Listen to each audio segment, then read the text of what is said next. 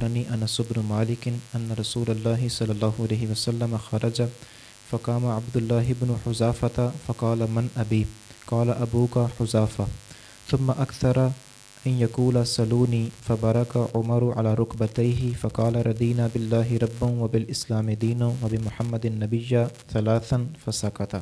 جو امام یا محدث کے حضور زانوِ ادب طے کرے۔ حضرت انس بن مالک رضی اللہ عنہ سے روایت ہے، رسول اللہ صلی اللہ علیہ وسلم باہر تشریف لائے تو حضرت عبداللہ بن حذافہ کھڑے ہو کر عرض گزار ہوئے، میرا باپ کون ہے؟ فرمایا حذافہ۔ پھر آپ بار بار فرماتے رہے کہ مجھ سے پوچھ لو۔ پس حضرت عمر اپنے زانوں طے کر کے عرض گزار ہوئے، ہم اللہ تعالیٰ کے رب ہونے، اسلام کے دین ہونے اور محمد صلی اللہ علیہ وسلم کے نبی ہونے پر راضی ہیں۔ 3 دفعہ کہا تو آپ نے سکوت اختیار فرمایا۔ بسم اللہ الرحمن الرحیم۔ باب من برکا علی رکبتیہ عند الامام اب المحدث۔ یہ باب ہے اس بارے میں کہ جو شخص اپنے گھٹنوں کے بل کھڑا ہو گیا، یہ زانو طے کرنا اور گھٹنوں کے بل کھڑا ہونا، اس میں تھوڑا سا فرق۔ گھٹنوں کے بل کھڑا ہو جانا اس کو برک کہا جاتا ہے۔ عند الامام، امام کے پاس، اب المحدث یا محدث کے پاس۔ تو اب نبی کریم صلی اللہ علیہ وآلہ وسلم کے سامنے فاروق اعظم کھڑے ہوئے تھے، وہ حدیث آگے آ رہی ہے، لیکن امام بخاری نے اس سے استفادہ کرتے ہوئے امام اور محدث تک اس بات کو متفرع فرمایا۔ آگے حدیث ہے، انس بن مالک رضی اللہ تعالیٰ عنہ فرماتے ہیں کہ حضرت عبداللہ بن حذافہ رضی اللہ تعالیٰ عنہ نبی کریم صلی اللہ علیہ وآلہ وسلم کے سامنے کھڑے ہو گئے اور پوچھا من ابی، میرا والد کون ہے؟ قال ابو کا حذافہ، آپ نے فرمایا تیرا والد حذافہ ہے۔ ثم اکثر ان یقول سلونی، پھر بار بار آپ کہتے رہے کہ مجھ سے پوچھ لو، مجھ سے پوچھ لو۔ آپ جانتے ہیں کہ پیچھے اس سے فوراً پہلے آپ نے حدیث پڑھی تھی جس میں نبی کریم صلی اللہ علیہ وآلہ وسلم پر کچھ سوالات ہوئے تھے، تو یہ وہی حدیث ہے اور بیان میں تھوڑا سا فرق ہے۔ آپ صلی اللہ علیہ وآلہ وسلم نے بار بار فرمایا کہ مجھ سے پوچھ لو، مجھ سے پوچھ لو۔ فبرک عمر علی رکبتیہ، عمر فاروق اپنے گھٹنوں کے بھار کھڑے ہو گئے۔ فقال، اور عرض کیا، رضینا باللہ ربا وبالاسلام دینا وبمحمد صلی اللہ علیہ وسلم نبیا ثلاثا فسکت۔ عمر فاروق نے عرض کیا، ہم اللہ کے رب ہونے پر راضی ہیں، اسلام کے دین ہونے پر راضی ہیں اور محمد صلی اللہ علیہ وآلہ وسلم کے نبی ہونے پر راضی ہیں۔ عمر فاروق نے یہ بات 3 بار عرض کی۔ فسکت، تو نبی کریم صلی اللہ علیہ وآلہ وسلم نے پھر خاموشی اختیار فرمائی۔ تو ایک بات کو 3 بار دہرانا کسی اہمیت کے پیش نظر، وہ اس حدیث سے ثابت ہوا۔ آگے چلیے جی۔ باب من اعاد الحدیث ثلاثا لیفہم، جو سمجھانے کے لیے بات کا 3 دفعہ اعادہ کرے۔ جی۔ فقال النبی صلی اللہ علیہ وسلم الا وقول الزور فما زال يكررها وقال ابن عمر رضی اللہ عنہما قال النبی صلی اللہ علیہ وسلم هل بلغت ثلاثا۔ نبی صلی اللہ علیہ وسلم نے فرمایا کہ جھوٹی بات سے پرہیز کرنا اور اس کی تکرار کی۔ حضرت ابن عمر سے روایت ہے کہ نبی صلی اللہ علیہ وسلم نے فرمایا، کیا میں نے پہنچا دیا؟ یہ 3 دفعہ کہا۔ باب کا نام ہے من اعاد الحدیث ثلاثا، جس نے اپنی بات کو 3 بار دہرایا، 3 بار اعادہ کیا، لیفہم، تاکہ دوسروں کو سمجھائے۔ فقال النبی صلی اللہ علیہ وسلم الا وقول الزور، اس میں ایک حدیث لا رہے ہیں کہ نبی کریم صلی اللہ علیہ وآلہ وسلم نے فرمایا، خبردار اور جھوٹی بات۔ فما زال یکررھا، آپ اس کو دہراتے ہی رہے۔ اب یہ مختصر سا جملہ ہے، پوری حدیث اس طرح ہے، وہ بھی بخاری میں ہے، بہت آگے چل کے آئے گی۔ نبی کریم صلی اللہ علیہ وآلہ وسلم نے ایک دفعہ فرمایا کہ الا انبئکم باکبر الکبائر، کیا میں تمہیں بڑے گناہوں میں سے بھی سب سے بڑا گناہ بتاؤں؟ تو قالوا بلا یا رسول اللہ، صحابہ نے عرض کیا، کیوں نہیں یا رسول اللہ، ارشاد فرمائیے۔ آپ نے فرمایا الاشراک باللہ وعقوق الوالدین، اللہ کے ساتھ شرک کرنا، ماں باپ کی نافرمانی کرنا۔ وجالسا وکان متکئا، اب آپ یہ بات کہہ کے اٹھ کے بیٹھ کے، جبکہ آپ پہلے ٹیک لگائے ہوئے تھے، اور بیٹھ کے ارشاد فرمایا الا وقول الزور، اور خبردار، تیسری چیز جھوٹی بات ہے۔ اور یہ جو جھوٹی بات کا لفظ آپ نے جب تنبیہاً ارشاد فرمایا تو اس وقت آپ نے اس بات کو دہرایا، اور فلا زال یکررھا، آپ اس کو الا وقول الزور، الا وقول الزور، الا وقول الزور، آپ نے اس کی تکرار فرمائی۔ بخاری 5976۔ تو اب یہ ساری بات سمجھنے، حدیث پڑھنے سے بات واضح ہو گئی. لیکن یہاں پر ترجمۃ الباب میں امام بخاری رحمہ اللہ نے اس کو سند کے بغیر باب کے عنوان کے طور پر بیان فرما دی. وقال ابن عمر، اور ابن عمر رضی اللہ تعالیٰ عنہ نے فرمایا، قال النبی صلی اللہ علیہ وآلہ وسلم هل بلغت ثلاثا، آپ علیہ الصلوۃ والسلام نے فرمایا کیا میں نے پیغام پہنچا دیا ہے؟ ثلاثا، 3 مرتبہ آپ نے یہ ارشاد فرمایا. یہ خطبہ حجۃ الوداع کے آخر میں آپ نے ارشاد فرمایا تھا، اور اس خطبے میں سے ایک ٹکڑا لے کر یہاں پر ترجمۃ الباب میں لگا دیا گیا. آگے چلیے. حدثنا عبدة قال حدثنا عبد الصمد قال حدثنا عبد الله بن المثنى قال حدثنا ثمامة بن عبد الله بن أنس عن أنس رضي الله عنهما عن النبي صلى الله عليه وسلم أنه كان إذا تكلم بكلمة أعادها 3 حتى تفهم منه وَإِذَا أَتَى عَلَى قَوْمٍ فَسَلَّمَ عَلَيْهِمْ سَلَّمَ عَلَيْهِمْ 3. حضرت انس رضی اللہ عنہ سے روایت ہے، نبی صلی اللہ علیہ وسلم جب بات کرتے تو اسے 3 بار دہراتے تاکہ وہ ذہن نشین ہو جائے، اور جب کسی قوم کے پاس تشریف لے جاتے اور انہیں سلام کرتے تو 3 دفعہ سلام کرتے. جی، انہو کان اذا تکلم بکلمت، جب آپ کوئی جملہ کلمہ ارشاد فرماتے، اعادہا، اسے دہراتے، ثلاثاً، 3 مرتبہ، حتیٰ تفہم عنہ، حتیٰ کہ آپ کی طرف سے وہ بات اگلے کی سمجھ میں آ جاتی. وَإِذَا أَتَى عَلَىٰ قَوْمٍ، جب آپ کسی قوم کے پاس تشریف لے جاتے، فسلم علیہم، تو انہیں سلام کرتے، سلم علیہم ثلاثاً، تو سلام انہیں آپ 3 بار کرتے تھے. یہ عام ملاقات کا السلام علیکم مراد یہاں پر نہیں ہے. یہاں سلام کرنے سے مراد کسی کے گھر میں جانا اور دروازے پہ کھڑے ہو کر ان کو باہر آواز دینے کے لیے 3 بار آپ السلام علیکم، اسما احد، گھر میں کوئی ہے، السلام علیکم، ادخل، کیا میں داخل ہو جاؤں، تو استئذان کے لیے 3 بار سلام کرنا مراد ہے یہاں پر. اور یہ بات کس نے کھولی؟ شارحین نے، بزرگوں نے، علماء نے. اور جب تک یہ بزرگ اور علماء وضاحت نہ کریں ہم تو پھنس کے رہ جائیں. اللہ تعالیٰ نے کے درجات کو بلند فرمائے، ہمیں ان کا ادب اور غلامی نصیب کرے. آگے چلیں جی. حدثنا مسدد قال حدثنا ابو عوانة عن ابي بشر عن يوسف بن ماهك عن عبد الله بن عمرو رضي الله عنهما قال تخلف رسول الله صلى الله عليه وسلم في سفر سافرناه فأدركنا وقد أرهقنا صلاة العصر ونحن نتودأ فجعلنا نمسح على أرجلنا فنادى بأعلى صوته ويل للأعقاب من النار مرتين أو 3. حضرت عبداللہ بن عمر بن عاص رضی اللہ عنہما سے روایت ہے، ایک سفر کے دوران رسول اللہ صلی اللہ علیہ وسلم ہم سے پیچھے رہ گئے. جب آپ ہم سے ملے تو نماز عصر کا وقت تنگ ہو رہا تھا. ہم وضو کر رہے تھے تو اپنے پیروں پر پانی ملنے لگے. آپ نے بآواز بلند فرمایا، ایڑیوں کی آگ سے خرابی ہے، 2 یا 3 دفعہ فرمایا. تخلف رسول اللہ صلی اللہ علیہ وآلہ وسلم فی سفر سافرناہ، ایک سفر میں نبی کریم صلی اللہ علیہ وآلہ وسلم ہم سے جماعت سے سفر کرتے ہوئے چلتے ہوئے پیچھے رہ گئے. پھر آپ صلی اللہ علیہ وسلم نے فادرکنا، آپ نے ہمیں پا لیا، آپ ہم تک آ پہنچے پیچھے سے. تو ادرکا کی کاف پہ دیکھیں زبر ہے نا، ادرکا، حضور نے ہمیں پا لیا، حضور ہمیں پہنچ پڑے. تو وقد ارحقنا الصلاۃ، ہم نے نماز کو مؤخر کیا ہوا تھا نبی کریم صلی اللہ علیہ وسلم کے انتظار میں. صلاۃ العصر، وہ عصر کی نماز تھی. نحن نتودع، اور ہم وضو بھی کر رہے تھے.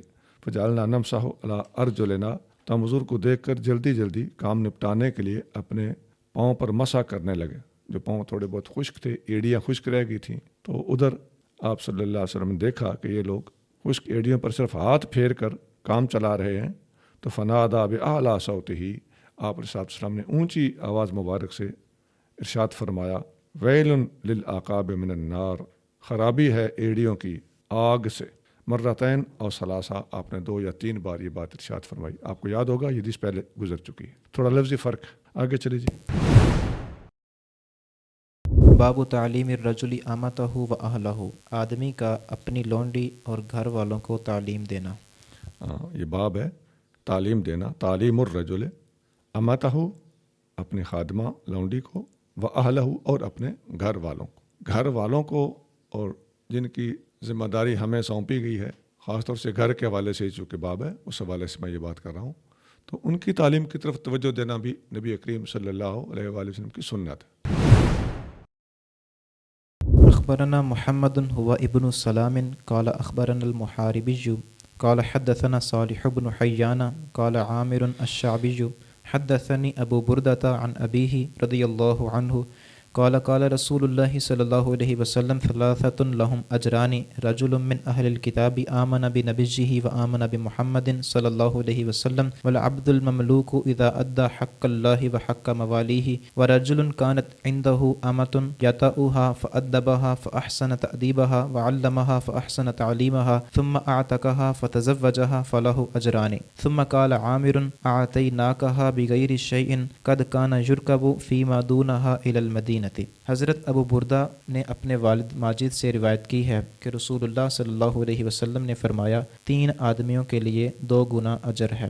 وہ آدمی جو اہل کتاب ہو کر اپنے نبی پر ایمان لایا اور محمد صلی اللہ علیہ وسلم پر ایمان لایا، وہ غلام جو اللہ تعالیٰ کا حق بجا لائے اور اپنے مالکوں کے حقوق پورے کرے، وہ آدمی جس کے پاس لونڈی ہو وہ اسے زیور تہذیب و تعلیم سے خوب آراستہ کر کے اس کے ساتھ نکاح کرے تو اس کے لیے 2 اجر ہے۔ پھر حضرت عامر نے فرمایا کہ ہم نے یہ بغیر کسی معاوضہ کے تمہیں دے دی، حالانکہ اس سے چھوٹی حدیث کے لیے مدینہ منورہ تک کا سفر کیا جاتا تھا۔ حضرت عامر شعبی، جن کو عام طور پہ امام شعبی کہا جاتا ہے، یہ بہت سارے صحابہ سے مستفید ہیں، سیدنا علی المرتضیٰ رضی اللہ تعالیٰ عنہ کے بھی شاگرد ہیں۔ یہ فرماتے ہیں کہ ابو بردہ نے اپنے والد سے روایت کرتے ہوئے ہمیں حدیث سنائی کہ نبی کریم رؤوف الرحیم صلی اللہ علیہ وآلہ وسلم نے فرمایا کہ 3 افراد ایسے ہیں جن کے لیے 2 اجر ہے۔ ثلاثۃ لہم اجران، نمبر 1 رجل من اہل الکتاب آمن بنبیہ، ایک وہ آدمی جو اہل کتاب تھا، وہ اپنے زمانے میں اپنے نبی پر ایمان رکھتا تھا، وآمن بمحمد، اور محمد پر بھی پھر ایمان لایا نبی کریم صلی اللہ علیہ وسلم کے زمانے میں۔ نمبر 2 والعبد المملوک، دوسرا وہ غلام آدمی اذا ادا حق اللہ و حق موالی ہے، جب وہ اللہ کا حق بھی ادا کرے، یعنی اپنے نماز روزہ اور عبادات پر بھی پورا اترے، اور جس کا وہ مملوک ہے، جس کا وہ غلام ہے، اس کا حق بھی ادا کرے۔ نمبر 3 ورجل کانت عنده امۃ، جس کے پاس کوئی لونڈی تھی، یطأھا، جس کے ساتھ وہ صحبت کرتا تھا، فأدبھا، تو اس نے اسے ادب سکھایا، فأحسن تأدیبھا، اور اس کو کیا ہی اچھا ادب سکھایا، وعلمھا، اور اس کو علم سکھایا، فأحسن تعلیمھا، اس کو اچھی تعلیم سکھائی، اچھی تعلیم دی، ثم اعتقھا فتزوجھا، پھر اسے آزاد کر دیا اور اس کے ساتھ نکاح کر لی، فلہ اجران، تو اس کے لیے 2 اجر ہیں۔ ثم قال عامر، پھر امام شعبی عامر رحمہ اللہ نے فرمایا آتیناکھا، ہم نے تمہیں یہ حدیث دی ہے، یعنی علمناکھا، ہم نے یہ تمہیں حدیث پڑھا دی ہے، سکھا دی ہے، سنا دی ہے، بغیر شیء، بغیر کسی عوض کے، مفت دے دی۔ قد کان یرکب فیما دونہا الی المدینۃ، اور قد کے رائٹ سائڈ پہ کیا لکھا ہوا ہے؟ فقد، تو یوں بھی یہ حدیث بیان ہوئی ہے۔ تو فرمایا کہ بلا شبہ اس سے بھی مختصر اور تھوڑی بات سیکھنے کے لیے ہمیں یہاں سے مدینہ کا سفر کرنا پڑتا تھا۔ یہاں سے مراد کوفہ ہے، یہ کوفہ میں بیٹھ کے بات کر رہے تھے۔ اس سے پہلے آپ پڑھ چکے ہیں، ایک صحابی حضرت جابر بن عبداللہ نے ایک حدیث سیکھنے کے لیے 1 مہینے کا سفر کیا۔ اب یہ ساری باتیں آپ اکٹھی کریں نا، تو میں نے اس دن بھی بتایا تھا کہ پوری کتاب بن سکتی ہے۔ اس پر علماء نے کتابیں لکھی بھی ہیں۔ علامہ عبد الفتاح ابو غدہ رحمہ اللہ کی الصفحات من صبر العلماء، یہ بہت ضخیم کتاب ہے جو علم کے حصول کے لیے علماء کا سفر کرنا، یہ قرآن سے شروع کرتے ہیں، آگے احادیث بیان کرتے ہیں، صحابہ کی محنتیں بیان کرتے ہیں، اور آگے محدثین اور علماء ان کے علم کی تلاش میں نکلنے کے واقعات پیش کرتے ہیں۔ بڑی اچھی کتاب ہے۔ آگے جی، باب عزت الامام النساء و تعلیمہن، امام کا عورتوں کو سمجھانا اور تعلیم دینا۔ یہ باب ہے، باب و عزت الامام، واعظ کرنا امام کا، النساء، عورتوں کو، و تعلیمہن، اور عورتوں کو تعلیم دینے کا باب۔ چلیں جی۔ حدثنا سلیمان بن حرب قال حدثنا شعبة عن ایوب قال سمعت عطاء بن ابی رباح قال سمعت ابن عباس قال اشهد على النبي صلى الله عليه وسلم او قال عطاء اشهد على ابن عباس ان النبي صلى الله عليه وسلم خرج ومعه بلال فظن انه لم يسمع النساء فوعظهن وامرهن بالصدقه فجعلت المرأة تلقي القرط والخاتم وبلال يأخذ في طرف ثوبه. وقال إسماعيل عن أيوب عن عطاء قال ابن عباس رضی اللہ عنہما اشہد علی النبی صلی اللہ علیہ وسلم. حضرت عطا بن ابی رباح سے روایت ہے کہ میں نے ابن عباس رضی اللہ عنہما کو فرماتے ہوئے سنا، میں نبی صلی اللہ علیہ وسلم پر گواہی دیتا ہوں. یا عطا نے کہا کہ میں ابن عباس پر گواہی دیتا ہوں کہ رسول اللہ صلی اللہ علیہ وسلم باہر تشریف فرما ہوئے اور آپ کے ساتھ حضرت بلال تھے. آپ نے خیال فرمایا کہ عورتوں نے خطبہ نہیں سنا، لہٰذا انہیں نصیحت فرمائی اور صدقہ کا حکم دیا. بس کوئی بالی اور کوئی انگوٹھی ڈالنے لگی جنہیں حضرت بلال اپنے کپڑے کے پلو میں لینے لگے. حضرت اسماعیل نے کہا ایوب سے. عطا سے روایت ہے کہ حضرت ابن عباس نے اشہد علی النبی صلی اللہ علیہ وسلم فرمایا. حضرت ایوب یہ تابعی ہیں، یہ فرماتے ہیں کہ میں نے عطا بن ابی رباح کو فرماتے ہوئے سنا. وہ فرماتے ہیں کہ میں نے ابن عباس کو فرماتے ہوئے سنا، اور ابن عباس کا قول ہے اشہد علی النبی، میں نبی صلی اللہ علیہ وآلہ وسلم پر گواہی دیتا ہوں. یعنی میں نے باقاعدہ حضور صلی اللہ علیہ وسلم کو یہ فرماتے ہوئے خود سنا. او قالا، یا پھر راوی جو حضرت ایوب تابعی ہیں، یا تابعی راوی نے کہا کہ قال عطاء اشہد علی ابن عباس ان النبی صلی اللہ علیہ وسلم خرج، میں گواہی دیتا ہوں ابن عباس پر کہ میں نے انہیں باقاعدہ فرماتے ہوئے اپنے کانوں سے سنا. تو یہ او جو ہے یہ تردد ہے ایوب تابعی کا، جس کی وجہ سے او کا لفظ استعمال کیا جا رہا ہے. ایوب تابعی کہتے ہیں کہ ابن عباس نے حضور کے بارے میں شہود کا قول کیا، یا شاید حضرت عطا نے ابن عباس کے بارے میں شہود کا قول کیا. ان النبی صلی اللہ علیہ وآلہ وسلم خرجا، نبی کریم صلی اللہ علیہ وآلہ وسلم نکلے. ومعہ بلال، آپ صلی اللہ علیہ وسلم کے ساتھ حضرت بلال رضی اللہ تعالیٰ عنہ تھے. تو آپ نے واعظ فرمایا. یہاں وہ واعظ فرمانا محذوف ہے، بیان نہیں کیا گیا. اگلی بات سے اس کی سمجھ آ رہی ہے. اگلے الفاظ کے فظن انہ لم یسمع النساء، نبی کریم صلی اللہ علیہ وسلم کو گمان ہوا کہ شاید آپ کا ارشاد، آپ کا خطاب خواتین نے نہیں سنا تھا، وہ خطاب پہلے ہو چکا تھا. اچھا، فواعظہن، آپ صلی اللہ علیہ وآلہ وسلم نے ان کو بھی واعظ فرمایا. اب خواتین نے واعظ کیوں نہیں سنا تھا؟ کیونکہ آپ مردوں میں تشریف فرما تھے اور خواتین الگ اپنے دائرے میں بیٹھی ہوئی تھیں. نیچے بین السطور کیا لکھا ہوا ہے؟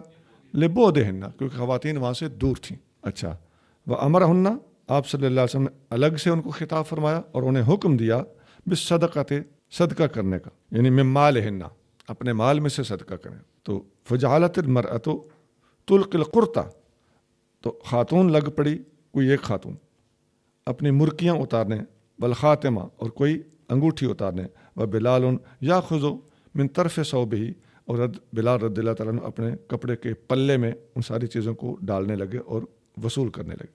وقال اسماعیل ان ایوب ان عطا قال ابن عباس اشہد علی النبی صلی اللہ علیہ وآلہ وسلم. ایک اور سند کے ساتھ ابن عباس کا قول ہے کہ اشہد علی النبی صلی اللہ علیہ وآلہ وسلم، یعنی یہی لفظ اشہد علی النبی کے ایک اور سند سے بھی ثابت ہیں.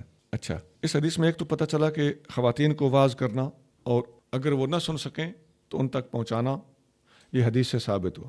دوسرے نمبر پر صدقے کا حکم دینا اور ترغیب دینا، یہ حدیث سے ثابت ہے. اور صدقات قبول کر کے بیت المال میں ڈالنا اور اسلامی ضروریات پر خرچ کرنا، افواج کے لیے خرچ کرنا اور اسلامی حکومت کو مضبوط کرنے کے لیے انہیں کام میں لانا، یہ بالکل جائز ہے، اس میں کوئی کباہت نہیں ہے. آج بعض لوگ کہتے ہیں کہ ہم کسی سے کچھ مانگتے نہیں.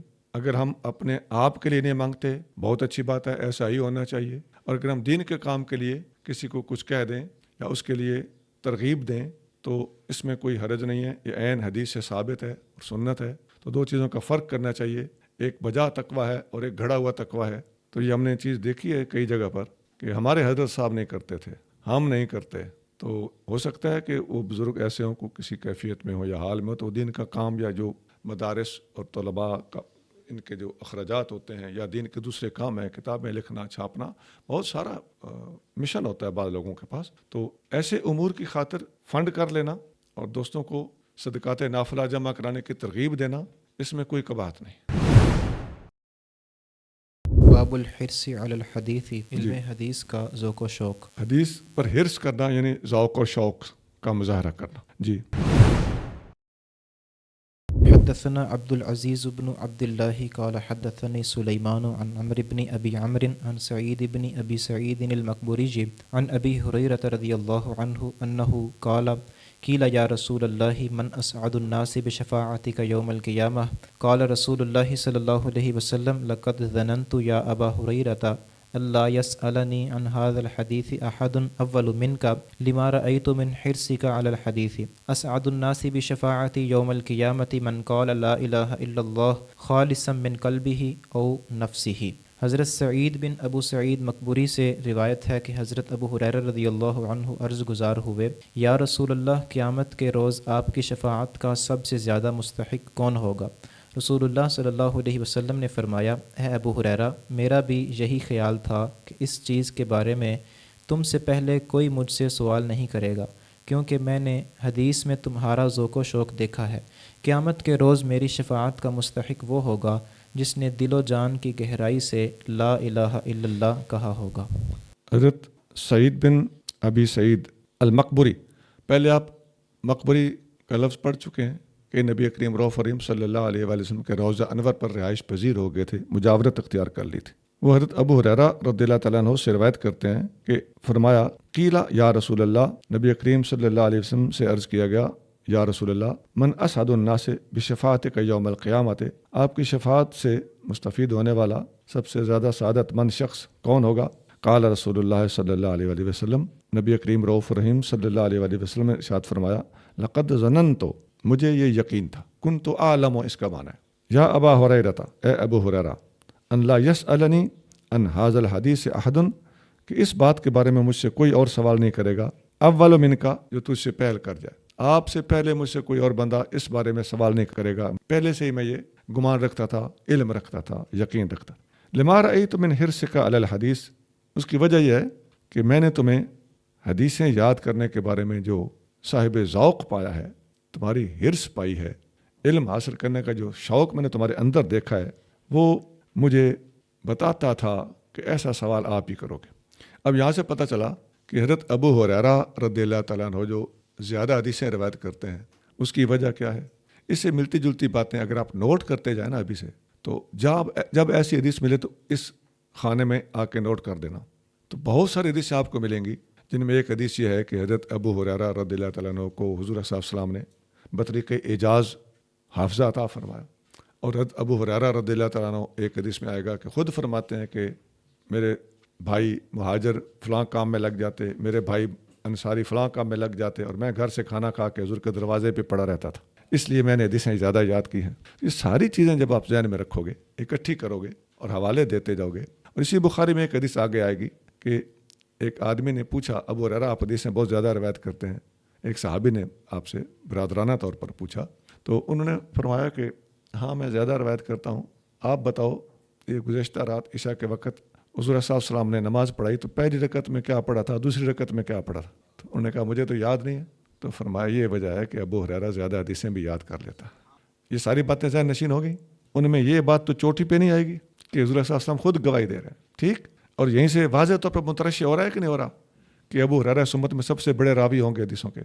حضرت ابو ہریرہ کا حدیثوں کا سب سے بڑا راوی ہونا، اس حدیث پہ غور کرو گے تو خود بخود نظر آئے گا، اور جو ایسی حدیثوں کے ہوتے ہوئے مقابلتاً اس دور میں کھڑا ہو کے حضرت ابو ہریرہ سے بڑھ کر کسی اور اللہ کے پیارے کو حدیث روایت کرتا ہوا دکھانا چاہے، اس میں وہ ٹھوک دے موضوع بھی اور ضعیف بھی اور رافضیوں والی بھی، تو وہ اس کا مطلب ہے کہ اس وقت دین کے اندر ایک ملحد شخص ہے جو کوئی اور مشن لے کر آپ کے اندر کھڑا ہو چکا ہے، اور آپ ایسی اس بات کو سمجھاؤ کہ اسے کوئی ہے تم کیا کر رہے ہو، تو الٹا آپ پہ الزام لگا دے گا کہ آپ کو کوئی بغض ہے۔ یعنی یہ کہنا یہ چاہتے ہیں کہ ہم نے جھوٹ بولا ہے، ہمارے جھوٹ کو جھوٹ نہ کہو، نہیں تو تمہیں بغض ہے۔ ایک بات یاد رکھنا، ان لوگوں کے پاس اہل سنت کے خلاف کہنے کو کچھ بھی نہیں ہے، بغض کی تصریح یہ دکھا نہیں سکتے، ان کے ہاں بغض صراحتاً دکھائیں گے، اور آپ کے ہاں یہ بغض نہیں دکھا سکتے۔ کیا دکھائیں گے؟ اس قسم کی شرارتیں کر کر کے آپ کو بغیض ثابت کرنے کی ناکام اور شریرانہ، رافضیانہ، ملحدانہ کوشش کریں۔ یہ بات اچھی طرح ذہن نشین کر لو۔ بولو، ان کے پاس اہل سنت کے خلاف بولنے کے لیے کچھ نہیں، بولو کچھ نہیں۔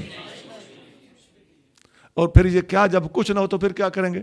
شرارتیں، ایسی چھوٹی چھوٹی باتوں میں پھنسانے کی کوشش کریں گے۔ آئندہ یہ بات ذہن میں رکھ لینا کہ یہ جو الزام لگایا جا رہا ہے، یہ دلیل کون سی ہے؟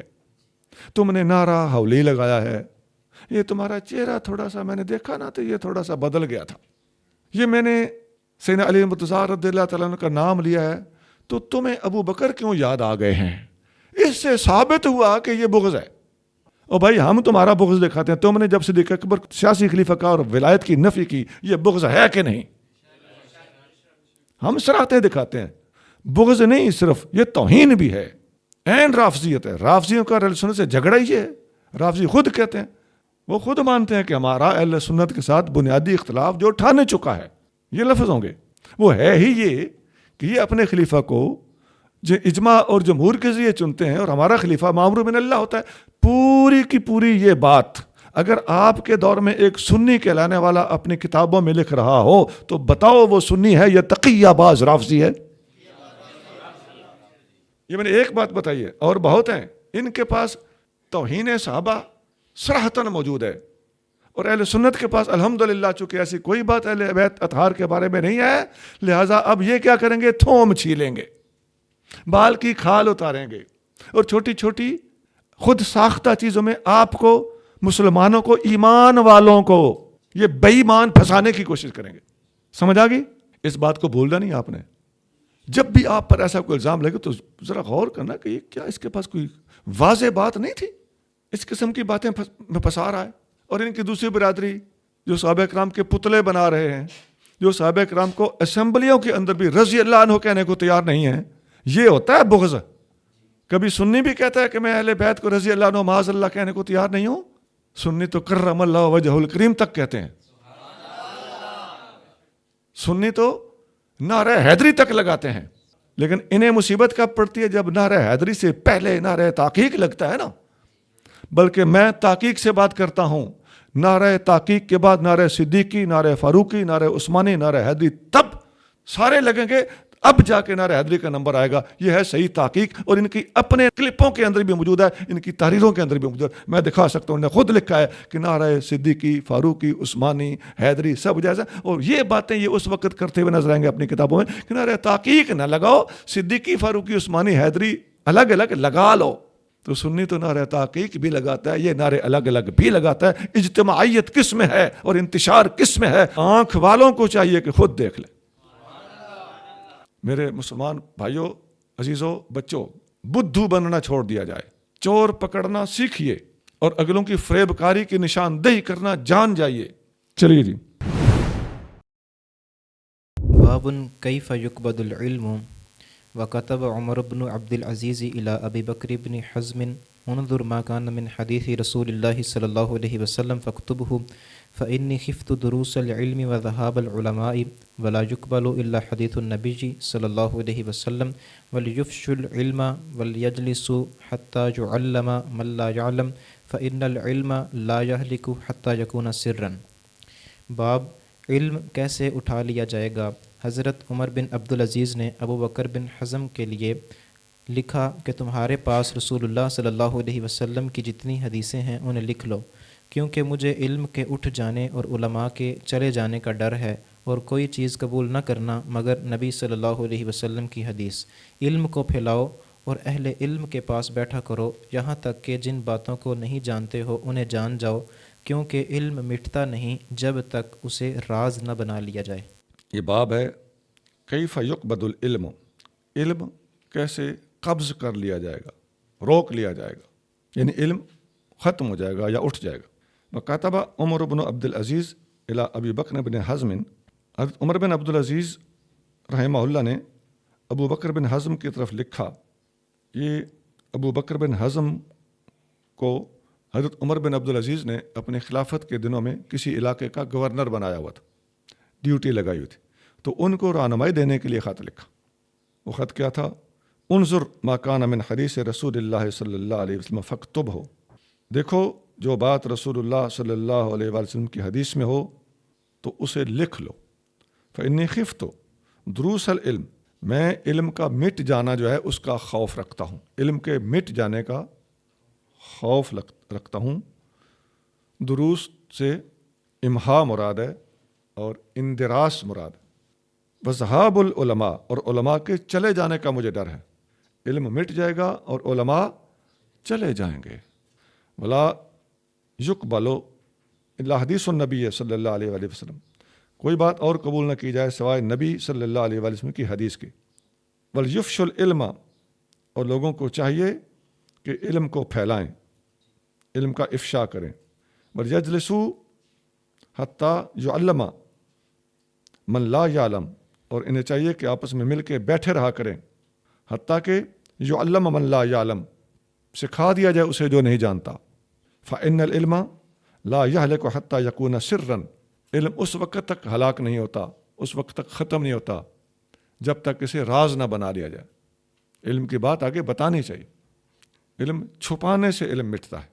اب اس حدیث میں آپ غور کریں کہ ایک تابعی اپنے زمانے کے اپنے مقرر کیے ہوئے گورنروں کو رہنمائی دے رہے ہیں۔ آپ دیکھتے ہیں فاروق اعظم بھی اس طرح خط لکھتے تھے، اور صدیق اکبر رضی اللہ عنہ کا بھی خط لکھنا آگے آپ پڑھیں گے۔ اس طرح تعلیم و تربیت کا سلسلہ صحابہ اکرام میں اور تابعین میں جاری رہا، اور بیٹھ کر پڑھنا اور بیٹھ کر پڑھانا، حلقے قائم کرنا، درس و تدریس کا نظام جاری کرنا، یہ حکمرانوں کی نگرانی میں ہوا کرتا تھا۔ اللہ تعالی ہمیں بھی ایسے حکمران عطا فرمائے۔ آگے چلیے۔ حدثنا العلاء بن عبد الجبار حدثنا عبد العزيز بن مسلم عن عبد الله بن دينار بذلك يعني حديث عمر بن عبد العزيز الى قوله ذهاب العلماء۔ حضرت عبداللہ بن دینار نے حضرت عمر بن عبد العزیز کے مذکورہ خط کو ذهاب العلماء تک نقل کیا ہے۔ یہ ایک اور سند کے ساتھ بھی ہے، لیکن ذهاب العلماء تک ایک اور سند کے ساتھ یہ حدیث مذکور ہوئی۔ جی۔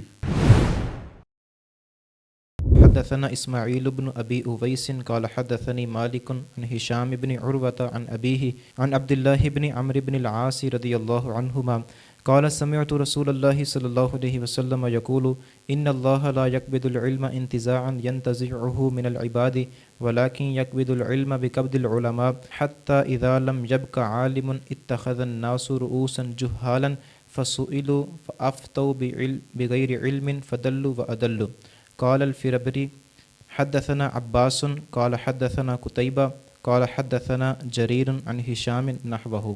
حضرت عبداللہ بن عمر بن عاص رضی اللہ عنہ سے روایت ہے کہ میں نے رسول اللہ صلی اللہ علیہ وسلم کو فرماتے ہوئے سنا، اللہ تعالی علم کو اچانک نہیں اٹھائے گا کہ بندوں سے چھین لے، بلکہ علماء کو وفات دے کر علم اٹھا لے گا، یہاں تک کہ جب کوئی عالم باقی نہیں رہے گا تو لوگ جہلاء کو اپنا مقتدا بنا لیں گے، ان سے مسائل پوچھے جائیں گے تو علم کے بغیر فتوے دیں گے، خود گمراہ ہوں گے اور لوگوں کو بھی گمراہ کریں گے۔ فربری نے عباس، قتیبہ، جریر سے مذکورہ حدیث کی طرح ایک روایت اور بھی روایت کی ہے۔ حضرت عبداللہ بن عمر بن عاص رضی اللہ تعالیٰ عنہ فرماتے ہیں کہ میں نے رسول اللہ صلی اللہ علیہ وآلہ وسلم کو ارشاد فرماتے ہوئے سنا، ان اللہ لا یقبض العلم، اللہ تعالیٰ علم کو ایسے نہیں پکڑے گا انتزاعاً کہ اسے اچک لے، نزعن میں نا کھینچ لینا، اچک لینا، اندر سے نکال باہر کرنا، اس طرح علم نہیں جائے گا۔ من العباد، بندوں میں سے علم اچک لیا جائے، بلاکن یقبض العلم بقبض العلماء، بلکہ اللہ تعالیٰ علم کو یوں قبض کرے گا کہ علماء کو قبض کر کے علم ختم کر دیا جائے گا، علم مقبوض ہو جائے گا، علم کھینچ لیا جائے گا، کیونکہ علم علماء کے سینوں میں ہی تو ہوتا ہے، تو علماء آ گئے تو علم گیا۔ اب یہاں سے پتہ چلتا ہے کہ یہی وجہ ہے کہ ہر ملحد، ہر غیر مسلم، حتیٰ کہ منکرین ختم نبوت تک آپ کو قرآن و سنت کی مخالفت کے بجائے علماء کی مخالفت کرتے ہوئے نظر آئیں گے، کہ علم کی مخالفت کرو گے تو لوگ ہمیں چھوڑیں گے نہیں۔ تو آسان طریقہ ان ملحدوں نے یہ ڈھونڈا ہوا ہے کہ علم کی بجائے علماء کی مخالفت کرو، یہ علماء ایسے ہوتے ہیں، یہ مولوی ایسے ہوتے ہیں، یہ بابے ایسے ہوتے ہیں۔ یاد رکھو، جو بھی علماء کے طبقہ اہل علم کے اوپر مجموعی طور پر تنقید کرتا ہوا نظر آئے، سمجھ جاؤ کہ یہ بندہ قرآن و سنت کا دشمن ہے، خدا کا دشمن ہے، اللہ کے رسول کا ویری ہے۔ حتیٰ اذا لم یبق عالم، حتیٰ کہ جب کوئی بھی عالم نہ بچے گا، اتخذ الناس رؤوسا جہالا، لوگ جاہلوں کو اپنا رئیس بنا لیں گے، سردار بنا لیں گے۔ پہلے حدیث گزر چکی ہے نا کہ اذا وسد الامر الی غیر اہلہ فانتظر الساعۃ، جب معاملات نااہلوں کے سپرد ہوں تو پھر قیامت کا انتظار کرنا۔ تو جاہلوں کو لوگ اپنا سردار بنا لیں گے، فسئلوا فافتوا بغیر علم، ان سے سوال کیا جائے گا تو وہ علم کے بغیر فتوے دیں گے، فدلوا وادلوا، خود بھی گمراہ ہوں گے اور لوگوں کو بھی گمراہ کریں گے۔ تو یہ آپ ہمارے زمانے کے علماء کو آپ دیکھ سکتے ہیں، ماضی قریب میں ایک بہت بڑی ہستی گزرے ہیں، حضور غزالی زماں علامہ سید احمد سید صاحب کاظمی رحمۃ اللہ علیہ۔ تو آپ کے زمانے کا ایک اور شخص ہے جو ابھی بھی زندہ ہے، تو اس کے رد میں انہوں نے کتاب لکھی ہے دیت کے موضوع پر، حضور غزالی زمانے، اس میں یہی لفظ لکھیں، دال مدل، بولیں کیا؟ دال گمراہ اور گمراہ کرنے والا۔ تو ان کے تو بعد ابھی اس نے اور بڑے لچھن نکالے ہیں۔ آگے ایک اور سند بھی اس حدیث کی موجود ہے، آگے چلے جائیں۔ باب هل یجعل للنساء یوم علی حدۃ فی العلم، باب کیا عورتوں کو تعلیم دینے کے لیے علیحدہ دن مقرر کیا جائے؟ جی، باب ہے اس بارے میں، حل یجعل، کیا مقرر کیا جائے، بنایا جائے، للنساء عورتوں کے لیے، یومن علی حدۃ علیحدہ ایک دن، فی العلم علم کے بارے میں، یعنی علم سکھانے کے لیے، تعلیم دینے کے لیے عورتوں کا الگ دن مقرر کرنا کیسا ہے؟ اس سے پہلے آپ ایک حدیث سن چکے ہیں کہ نبی کریم صلی اللہ علیہ وآلہ وسلم نے خواتین کو علیحدہ خطاب فرمایا اور صدقات کی ترغیب دی۔ آگے چلیے۔ حدثنا آدم قال حدثنا شعبة قال حدثني ابن الأصبهاني قال سمعت أبا صالح ذكوان يحدث عن أبي سعيد الخدري رضي الله عنه قال النساء للنبي صلى الله عليه وسلم غلبنا عليك الرجال فاجعل لنا يوما من نفسك، فوعدهن يوما لقيهن فيه فوعدهن وأمرهن، فكان فيما قال لهن ما منكن امرأة تقدم ثلاثة من ولدها إلا كان لها حجابا من النار، فقالت امرأة واثنين فقال واثنين۔ حضرت ابو صالح ذکوان نے حضرت ابو سعید خدری رضی اللہ عنہ سے روایت کی ہے کہ عورتیں نبی صلی اللہ علیہ وسلم کی بارگاہ میں عرض گزار ہوئیں، آپ کی جانب مرد ہم سے آگے نکل گئے، لہٰذا ہمارے استفادے کے لیے بھی ایک دن مقرر فرما دیجیے۔ آپ نے ایک روز کا وعدہ فرمایا جس دن ان سے ملے، چنانچہ نصیحت فرمائی اور اوامر بتائے۔ اسی واعظ و نصیحت میں ان سے فرمایا، تم میں سے کوئی عورت ایسی نہیں جو اپنے 3 بچے آگے بھیجے مگر وہ اس کے لیے جہنم سے آڑ ہو جائیں گے۔ ایک عورت عرض گزار ہوئی کہ 2 بچے، فرمایا 2 بچے بھی۔ جی، سیدنا ابو سعید خدری رضی اللہ تعالیٰ عنہ روایت کرتے ہیں کہ قال النساء، عورتوں نے کہا، امرأتن کی جمع النساء ہوتی ہے، یہ جمع مکسر، للنبی صلی اللہ علیہ وآلہ وسلم، انہوں نے نبی کریم صلی اللہ علیہ وسلم سے عرض کیا، غلبنا علیک الرجال، ہمارے اوپر غالب آ گئے ہیں، اور علیک الرجال کا مطلب ہے عندک الرجال، آپ کی بارگاہ میں مرد ہمارے سے سبقت لے گئے، یعنی آپ کے پاس حاضر ہونا انہیں زیادہ میسر آتا ہے، آپ سے مستفید ہونا، آپ کے خطابات سننا انہیں زیادہ میسر آتا ہے، تو فجعل لنا یومن، ہمارے لیے بھی ایک دن مقرر فرمائیے، من نفس کا، اپنے طرف سے، جو دن آپ چاہیں۔ اس میں سبق ہے کہ اپنے طرف سے دن بنا کے پیش کرنے کی بجائے ترجیح اس کو ہونی چاہیے کہ جس دن مبلغ اسلام فارغ ہوں اس دن کو ترجیح دی جائے، نہ یہ کہ اپنی مرضی سے کوئی دن مقرر کر کے پھر عرض کیا جائے۔ تو آقا علیہ الصلوۃ والسلام کو انہوں نے عرض کیا کہ من نفس کا، آپ اپنی طرف سے دن مقرر کر دیں، فوعدہن، نبی کریم صلی اللہ علیہ وسلم نے ان سے وعدہ فرمایا، فوعدہن یومن، ایک دن کا وعدہ فرمایا، لقیہن فیہ، آپ اس دن ان کے پاس تشریف لے گئے، خواتین سے ملاقات ہوئی، فوعظہن، آپ نے انہیں واعظ فرمایا، وامرہن، اور انہیں حکم دیا، فکان فیما قال، جو آپ نے ارشاد فرمایا اس میں یہ بھی تھا، یعنی خطاب لمبا تھا لیکن ایک بات یہ ارشاد فرمائی، وہ کیا تھی؟ ما منکن امرأۃ، تم میں سے کوئی ایک عورت بھی ایسی نہیں ہے، تقدم ثلاثۃ من ولدہا، اپنے اولاد میں سے 3 بچے آگے بھیج دے، یعنی جس کے بچے فوت ہو گئے ہوں، الا کان لہا حجابا من النار، مگر وہ بچے اس کے لیے جہنم سے حجاب اور پردہ بن جائیں گے، آڑ بن جائیں گے، اس خاتون کو جہنم میں نہیں جانے دیں گے۔ فقالت امراتن، ایک خاتون بولی، و اثنین، یا رسول اللہ، اور 2، یعنی 2 کسی کے بچے فوت ہو جائیں تو پھر، فقال وسنین، فرمایا چلو 2 بھی سے، چلیں جی۔ حدثني محمد بن بشار قال حدثنا غندر قال حدثنا شعبة عن عبد الرحمن بن الأصبهاني عن ذكوان عن أبي سعيد رضي الله عنه عن النبي صلى الله عليه وسلم بهذا، وعن عبد الرحمن بن الأصبهاني قال سمعت أبا حازم عن أبي هريرة رضي الله عنه قال 3 لم يبلغوا الحنث۔ حضرت ابو سعید خدری رضی اللہ عنہ سے روایت ہے کہ نبی کریم صلی اللہ علیہ وسلم نے یہی فرمایا جو ابھی گزر چکا۔ جی دوسری سند حضرت ابو ہریرہ سے کہ قال ثلاثۃ، نبی کریم صلی اللہ علیہ وسلم نے ثلاثہ کا لفظ ارشاد فرمایا، اور ساتھ اضافہ کیا تھا، لم یبلغ الحنس، جو بلوغت کو نہ پہنچے۔ حنس سے مراد بلوغت۔ آگے جی، باب من سمع شیئا فلم یفہمہ فراجعہ حتی یعرفہ، باب جو کوئی بات سنے اور سمجھ نہ سکے لہٰذا پھر سنے یہاں تک کہ وہ بات سمجھ جائے۔ جس نے بات سنی، من سمع شیئا، جس نے کوئی چیز سنی، فلم یفہمہ، لیکن اسے سمجھ نہ سکا، فراجعہ حتی یعرفہ، پھر وہ بات دہروائی تاکہ یہ بندہ اس کو سمجھ لے۔ جی،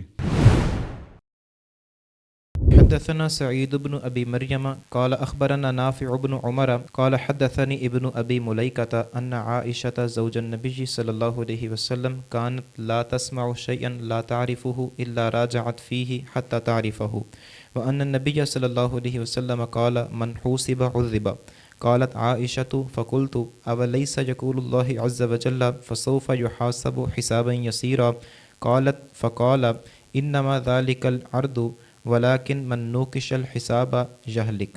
حضرت ابن ابی ملیکہ سے روایت ہے، نبی کریم صلی اللہ علیہ وسلم کی زوجہ مطہرہ حضرت عائشہ صدیقہ رضی اللہ عنہا جب کسی بات کو سنتیں اور سمجھ نہ پاتیں تو دوبارہ دریافت کرتیں یہاں تک کہ سمجھ لیتیں، اور نبی صلی اللہ علیہ وسلم نے فرمایا جس کا حساب لیا جائے گا اسے عذاب دیا جائے گا۔ پس حضرت عائشہ عرض گزار ہوئیں، کیا اللہ تعالیٰ یہ نہیں فرماتا عن قریب اس سے آسانی کے ساتھ حساب لیا جائے گا؟ فرمایا یہ تو اعمال کا پیش ہونا ہے، اور جس سے پوچھ گچھ ہوئی وہ ہلاک ہو جائے گا۔ ام المومنین سیدہ عائشہ صدیقہ نبی کریم صلی اللہ علیہ وسلم کی جو زوجہ مطہرہ ہیں، تو کانت لا تسمع شیئا لا تعرفہ، تو جب آپ کوئی چیز ایسی سنتی جسے آپ نہ سمجھ سکتی یا نہ سمجھی ہوتی، الا راجعت فیہ، مگر وہ اس میں دہرواتی، سوال کر کے بات کو سمجھ لیتی، حتیٰ تعرفہ، حتیٰ کہ بات کی گہرائی میں پہنچ جاتی، بات کو اچھی طرح سمجھ لیتی۔ وَأَنَّ النَّبِيَّ صلی اللہ علیہ وسلم قال، تو ایک دفعہ نبی کریم صلی اللہ علیہ وسلم نے فرمایا، من حوسب عذب، جس کا حساب لیا گیا اسے عذاب دیا گیا، یعنی جو جس کا حساب ہوا وہ پھنس گیا، الجھ گیا۔ تو قالت عائشہ، تو اما عائشہ صدیقہ رضی اللہ تعالیٰ عنہا نے عرض کیا، فقلت، تو میں نے اس پر عرض کیا، اولیس اللہ عز وجل، اولیس یقول اللہ عز وجل، کیا اللہ عز وجل نہیں فرماتا کہ فسوف یحاسب حسابا یسیرا، کہ جلدی اس سے آسان حساب لیا جائے گا؟ تو حساب آسان ہے، ظاہر ہے اس کی بخشش ہے، اور حساب ہوا بھی ہے۔ آپ ارشاد فرما رہے ہیں کہ حساب ہو گیا تو وہ بندہ اس کو عذاب ضرور ہی دیا جائے گا۔ تو یہ دو باتیں مجھے تطبیق دے کر سمجھائیے۔ تو قالت فقالا، تو اما عائشہ صدیقہ رضی اللہ تعالیٰ عنہ فرماتی ہیں کہ آپ صلی اللہ علیہ وسلم نے ارشاد فرمایا، انما ذالک الارض، وہ جو حساب یسیر ہے نا، اس سے مراد محض حساب پیش کرنا ہے، کہ یہ کتاب ہے تیری، حساب شروع کر دینا ایک ایک کر کے، یہ اس سے مراد نہیں ہے۔ ولیکن یعنی اس آیت کے اندر جو حساب کی بات ہو رہی، محض حساب پیش کرنا اس کے سامنے۔ تو ولیکن من نوقش الحساب، لیکن جہاں تک حساب کی باریکیوں میں پڑھنا ہے، مناقشہ، تو مناقشہ سے مراد یہاں پر جرا ہے، تم نے یہ کیا کیا، وہ کیا کیا، جو اس چیز میں بندہ آ گیا، جس کے ساتھ یہ رویہ شروع ہو گیا، یہلکو، وہ ہلاک ہو جائے گا، کیونکہ بندہ وہاں پر نبھا نہیں سکتا۔ اب یہ ہے آیت میں حدیث میں تطبیق، اور یہ تطبیق نبی کریم صلی اللہ علیہ وسلم نے خود دی ہے، اور اما عائشہ صدیقہ کا سوال کرنا ہمارے لیے فیضان کا ذریعہ بن گیا کہ ہمیں بات سمجھ میں آ گئی۔ یہ ایک مثال ہے جس سے پتہ چلتا ہے کہ جو لوگ کہتے ہیں نا حدیثیں قرآن کے خلاف ہوتی ہیں، تو انہیں تطبیق دینا نہیں آتا، یا بعض لوگ عاشق بن کے کہتے ہیں میرے آقا دے بارے اے گل آئی ہوئے حدیث دے وچ میں نہیں مندا، میری محبت نہیں مندی، تو یہ جذباتی باتیں ہوتی ہیں۔ اہل علم کا کام یہ نہیں ہوتا کہ قرآن و سنت میں انتشار اور اختلاف اور ٹکراؤ دکھا کر حدیثوں کا انکار کرتا رہے، اس طرح بہت سارا ذخیرہ حدیث آپ کے ہاتھوں سے چلا جائے گا۔ جو آج سے پہلے ہمارے بزرگوں نے، ہمارے محدثین نے، ہمارے فقہا نے، ہمارے بابوں نے قرآن و سنت میں تطبیق دے دی ہے، وہ ہمارے لیے مشعل راہ ہے۔ یہ جو آپ لوگ سوال کرتے ہو کہ حدیث قرآن کے خلاف ہے، اس طرح کے سوالات مستشرقین نے بھی کیے ہوئے ہیں. ان کے نزدیک کچھ آیتوں کے خلاف ہوتی ہیں. مسئلہ حل کرنے والے وہاں بھی علماء ہی ہوتے ہیں، اور مسئلہ حل کرنے والے یہاں بھی علماء ہی ہوں گے. اس زمانے کے گگو یہ مسئلہ حل نہیں کر سکتے. ہم نے دیکھا اچھے خاصے سمجھدار لوگوں کو بات چیت میں بڑے تیز ہیں. تو ایک عالم کے سامنے اسی قسم کا ایک مسئلہ پیش آیا. اس نے کہا یہ حدیث میں نہیں مندہ. تو ایک علامہ مفتی صاحب ہیں ہمارے، مفتی محمد ایوب ہزاروی صاحب دامت برکاتہم العالیہ، بڑے ضعیف العمر اور منجے ہوئے عالم دین ہیں. تو ان سے ان کی بات ہوئی تو انہوں نے کہا بھائی جمہور کے نزدیک اس کا یہ حل نہیں، یہ حل ہے. تو آپ امت مسلمہ کا جمہور جو ہے اس کے ساتھ رہیں. اب وہ عالم دین جو دوسرے تھے جو جذباتی قسم کے، وہ کہنے لگے میں جمہور دے نال نہیں ہوں، میں حضور دے نال ہوں. مفتی صاحب بھی ماشاءاللہ عالم آدمی ہے. مفتی صاحب نے کہا اس کا مطلب ہے جمہور حضور کے ساتھ نہیں ہے. ٹھیک جواب ہے کہ نہیں؟ اور وہ پہلے والی بات محض الفاظ ہیں کہ نہیں؟ الفاظ سجا لینا، جذباتی بات کر لینا، اور امت مسلمہ کے اجماعی اور جمہوری اقوال اور جو انہوں نے اپنے علم کی بنا پر تطبیقیں دی ہوئی ہیں ان سے دستکش ہو جانا. اس رویے سے لوگ منکر حدیث تک ہو گئے اور معتبر اور متداول احادیث اور کتب سے اعتماد اٹھ گیا. اس قسم کی حرکتیں ہی روافض نے کی. دیکھیے نا، ہمارے ہاں ایک ایک مسئلہ ایسا ہے جو 6 کی 6 کتابوں میں لکھا ہوتا ہے، اس پر جو ہٹ کر رہا ہے اور جو نہیں مان رہا، اس کا مطلب ہے کہ وہ ان کتابوں سے اعتماد اٹھا چکا ہے اور لوگوں کا بھی اعتماد اٹھانا چاہتا ہے. تطبیق دینی چاہیے یا تشکیک؟ ایمان سے بتاؤ ایسا ہے کہ نہیں؟ اور جو تطبیق نہیں دیتا، تشکیک پیدا کرتا ہے، وہ یا نادان ہے یا دشمن ہے. بولو ایسا ہے کہ نہیں؟ یہ تو ہوتا ہے. قرآن کی آیتوں میں بھی تطبیق دینا پڑتی ہے کہ نہیں دینا پڑتی؟ پاٹے خان کیوں بنتے ہو؟ میں کہتا ہوں ایک تشبیہ کلی طور پہ نہیں دے رہا، ویسے بات سمجھانے کے لیے بات کر رہا ہوں. بھائی ایک عام آدمی کا یا کسی پڑھے لکھے بندے کا بھی ایک لمبا سا مضمون ہو نا، تو آپ کو اس میں کئی باتیں ایسے نظر آئیں گی جن کے اندر بعض جملے میں تطبیق دینے کی ضرورت محسوس ہوگی. چونکہ آپ کو سینٹرل آئیڈیا پتہ ہوگا اور مرکزی خیال پتہ ہوگا، تو آپ اس کی بات کا مطلب سمجھنے میں تھوڑی سی محنت کرنی پڑے تو کر کے بات کی تہہ تک پہنچنے کی کوشش کرو گے. تو یہ ہمارے دور کا، یہ ماضی قریب کا، یہ کچھ عرصے سے المیہ چلا آ رہا ہے کہ ہمارے ہاں علم کا فقدان ہے، جذبات کا غلبہ ہے. آگے چلیے. باب لیبلغ العلم الشاہد الغائب قالہ ابن عباس عن النبی صلی اللہ علیہ وسلم. حاضر کو چاہیے کہ علمی بات غائب تک پہنچا دے. اسے حضرت ابن عباس نے نبی صلی اللہ علیہ وسلم سے روایت کیا ہے. جی، لیبلغ العلم الشاہد الغائب، چاہیے کہ پہنچا دے. لیبلغ العلم، علم کو، اس لیے علم پہ نصب ہے. الشاہدو، جو شاہد ہے. الغائبہ، اس تک جو غائب ہے. تو جو آج یہاں موجود ہیں وہ یہ علم آگے ان تک پہنچا دیں جو آج غائب ہیں. یہ حجۃ الوداع کے موقع کے آپ صلی اللہ علیہ وسلم کے آخری الفاظ ہیں. قالہ ابن عباس عن النبی صلی اللہ علیہ وآلہ وسلم. یہ بات ابن عباس نے نبی کریم صلی اللہ علیہ وآلہ وسلم سے روایت کی ہے. آگے جی. حدثنا عبد الله بن يوسف قال حدثنا الليث قال حدثني سعيد هو ابن أبي سعيد عن أبي شريح أنه قال لعمر بن سعيد وهو يبعث البعوث إلى مكة إذن لي أيها الأمير أحدثك قولا قام به رسول الله صلى الله عليه وسلم الغداء من يوم الفتح سمعته أذناي ووعاه قلبي وأبصرته عيناي حين تكلم به حمد الله وأثنى عليه ثم قال إن مكة حرمها الله ولم يحرمها الناس فلا يحل لامرئ يؤمن بالله واليوم الآخر أن يسفك بها دما ولا يعضد بها شجرة فإن أحد ترخص لقتال رسول الله صلى الله عليه وسلم فيها فقولوا إن الله قد أذن لرسوله ولم يأذن لكم وإنما أذن لي فيها ساعة من نهار ثم عادت حرمتها اليوم كحرمتها بالأمس وليبلغ الشاهد الغائب. فقيل لأبي شريح ما قال عمرو قال أنا أعلم منك يا أبا شريح لا تعید عاصیا ولا فارم بدم ولا فارم بخربت۔ حضرت ابو شریح رضی اللہ عنہ سے روایت ہے کہ انہوں نے عمر بن سعید سے فرمایا جب کہ وہ مکہ مکرمہ کی طرف لشکر بھیج رہا تھا کہ اے امیر مجھے اجازت دیجیے آپ کے سامنے رسول اللہ صلی اللہ علیہ وسلم کا وہ ارشاد بیان کروں جو آپ نے فتح مکہ کے اگلے روز فرمایا۔ اسے میرے کانوں نے سنا، میرے دل نے محفوظ رکھا اور میری آنکھوں نے دیکھا۔ جب کہ آپ نے خطاب فرمایا، آپ نے اللہ تعالیٰ کی حمد و ثنا بیان کرنے کے بعد فرمایا مکہ مکرمہ کو اللہ تعالیٰ نے حرام کیا ہے، لوگوں نے اسے حرام نہیں کیا، بس کسی شخص کے لیے حلال نہیں جو اللہ اور قیامت پر ایمان رکھتا ہو کہ اس میں خون بہائے اور اس کا درخت کاٹے۔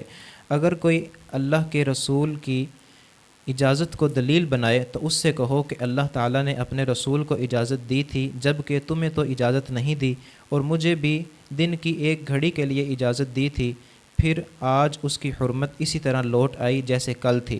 حاضر کو چاہیے کہ غائب تک پہنچا دے۔ حضرت ابو شریح سے کہا گیا کہ عمر نے کیا کہا؟ اس نے کہا کہ اے ابو شریح، میں آپ سے زیادہ جانتا ہوں، نافرمان اور خون خرابی کر کے بھاگنے والے کو پناہ نہیں دیتا۔ حضرت ابو شریح یہ صحابی ہیں رضی اللہ تعالیٰ عنہ، انہو قال، انہوں نے فرمایا لعمر بن سعید، عمر بن سعید بن عاص کو، یہ عمر جو ہیں یہ صحابی نہیں ہیں، یہ اس وقت گورنر تھے، ان کے پاس اس وقت حکومت تھی۔ تو آگے دیکھیں، بہوا یبعث البعوث الی مکہ تھا، وہ مکہ کی طرف لشکر بھیج رہے تھے جنگ کے لیے، حملہ کرنے کے لیے۔ اب یہ وہ موقع تھا، اس وقت ابو شریح نے کہا، یہ عبداللہ بن زبیر کے خلاف چڑھائی ہو رہی تھی، تو ابو شریح نے کہا اذن لی ایھا الامیر، اے امیر مجھے اجازت دیجیے، احدثک قولا، میں آپ کو ایک بات بتاتا ہوں، قام بہ رسول اللہ صلی اللہ علیہ وسلم الغدا من یوم الفتح، جو بات نبی کریم صلی اللہ علیہ وسلم نے کھڑے ہو کر ارشاد فرمائی فتح مکہ کے اگلے دن۔ قام بہ، اس کا مطلب ہے کہ قالہ قائما، یعنی یہ بات آپ نے کھڑے ہو کر ارشاد فرمائی تھی۔ سمعتہ اذنایا، میرے دونوں کانوں نے وہ بات سنی تھی، ووعاہ قلبی، اور میرے دل نے اس کو یاد رکھا تھا، ابصرتہ عینایا، اور میری آنکھوں نے اسے خود اس منظر کو دیکھا تھا، نبی کریم صلی اللہ علیہ وسلم کو میری آنکھوں نے دیکھا۔ یہ بات کو مضبوط کرنے کے لیے، کیونکہ اس وقت سخت تنبیہ اور نصیحت کرنا مقصود تھا، اس لیے اس اہتمام کے ساتھ آپ بات کر رہے تھے۔ حین تکلم بہ، جب آپ صلی اللہ علیہ وسلم یہ باتیں کر رہے تھے تو اس وقت کانوں نے سنا، دل نے یاد کیا اور آنکھوں نے دیکھا۔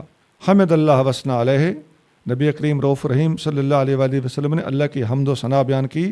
ثم قال، پھر فرمایا ان مکہ تحرمہ اللہ، بے شک مکہ وہ ہے جس کو اللہ نے حرمت والا قرار دیا ہے، ولم یحرمہ الناس، لیکن لوگوں نے اس کی تحریم کا خیال نہیں رکھا، لوگوں نے اس کو حرمت والا نہیں مانا۔ فلا یحل لامرئ یؤمن باللہ والیوم الآخر، کسی ایسے آدمی کے لیے جو اللہ پر اور آخرت کے دن پر ایمان رکھتا ہو، جائز نہیں ہے ان یسفک بہا دمن، کہ اس میں خون بہائے، ولا یعدد بہا شجرتن، انہیں اس کا کوئی درخت کاٹے۔ ان احد ترخص لقتال رسول اللہ صلی اللہ علیہ وسلم فیہا، اگر کوئی بندہ اللہ کے رسول صلی اللہ علیہ وآلہ وسلم کے مکہ کے اندر جنگ کرنے، فتح مکہ کے موقع پر اس کے بہانے سے ڈھیل حاصل کرنا چاہے، رخصت حاصل کرنا چاہے، تو فقولو، تو اسے جواب دینا ان اللہ قد اذن لرسولہ ولم یأذن لکم، بلا شبہ اللہ نے اپنے رسول کو اس وقتی طور پر اجازت دی تھی اور تمہیں اجازت نہیں دی۔ وانما اذن لی، اللہ نے مجھے اجازت دی ہے، آقا فرمانے لگے، فیہا ساعتن، مکہ میں ایک ساعت کے لیے، من نہارن، دن کی ایک گھڑی کے لیے، کچھ دیر کے لیے اللہ نے مجھے اس کی اجازت دی تھی۔ ثم عادت حرمتہا، پھر اس کی حرمت واپس آ گئی، الیوم کا حرمتہا بالامس، سے آج بھی ایسی جیسے کل تھی۔ بل یبلغ الشاہد الغائبہ، جو شاہد ہے وہ غائب کو پہنچا دے۔ یہ وہ الفاظ ہیں جو باب کے اندر بیان ہوئے تھے کہ علم والی بات حاضرین کو چاہیے کہ غائبین تک پہنچا دیا کریں۔ یہاں تک قدی سمجھ آ گئی جی؟ اچھا اب آگے چلیے۔ فقیل علی ابی شریح، ابو شریح سے کہا گیا، ما قال عمر، تو عمر بن سعید نے کیا جواب دیا آپ کو؟ آپ نے اتنی علمی بات کی، وہ مکہ پر چڑھائی کرنے لگے تھے، انہوں نے کیا جواب دیا؟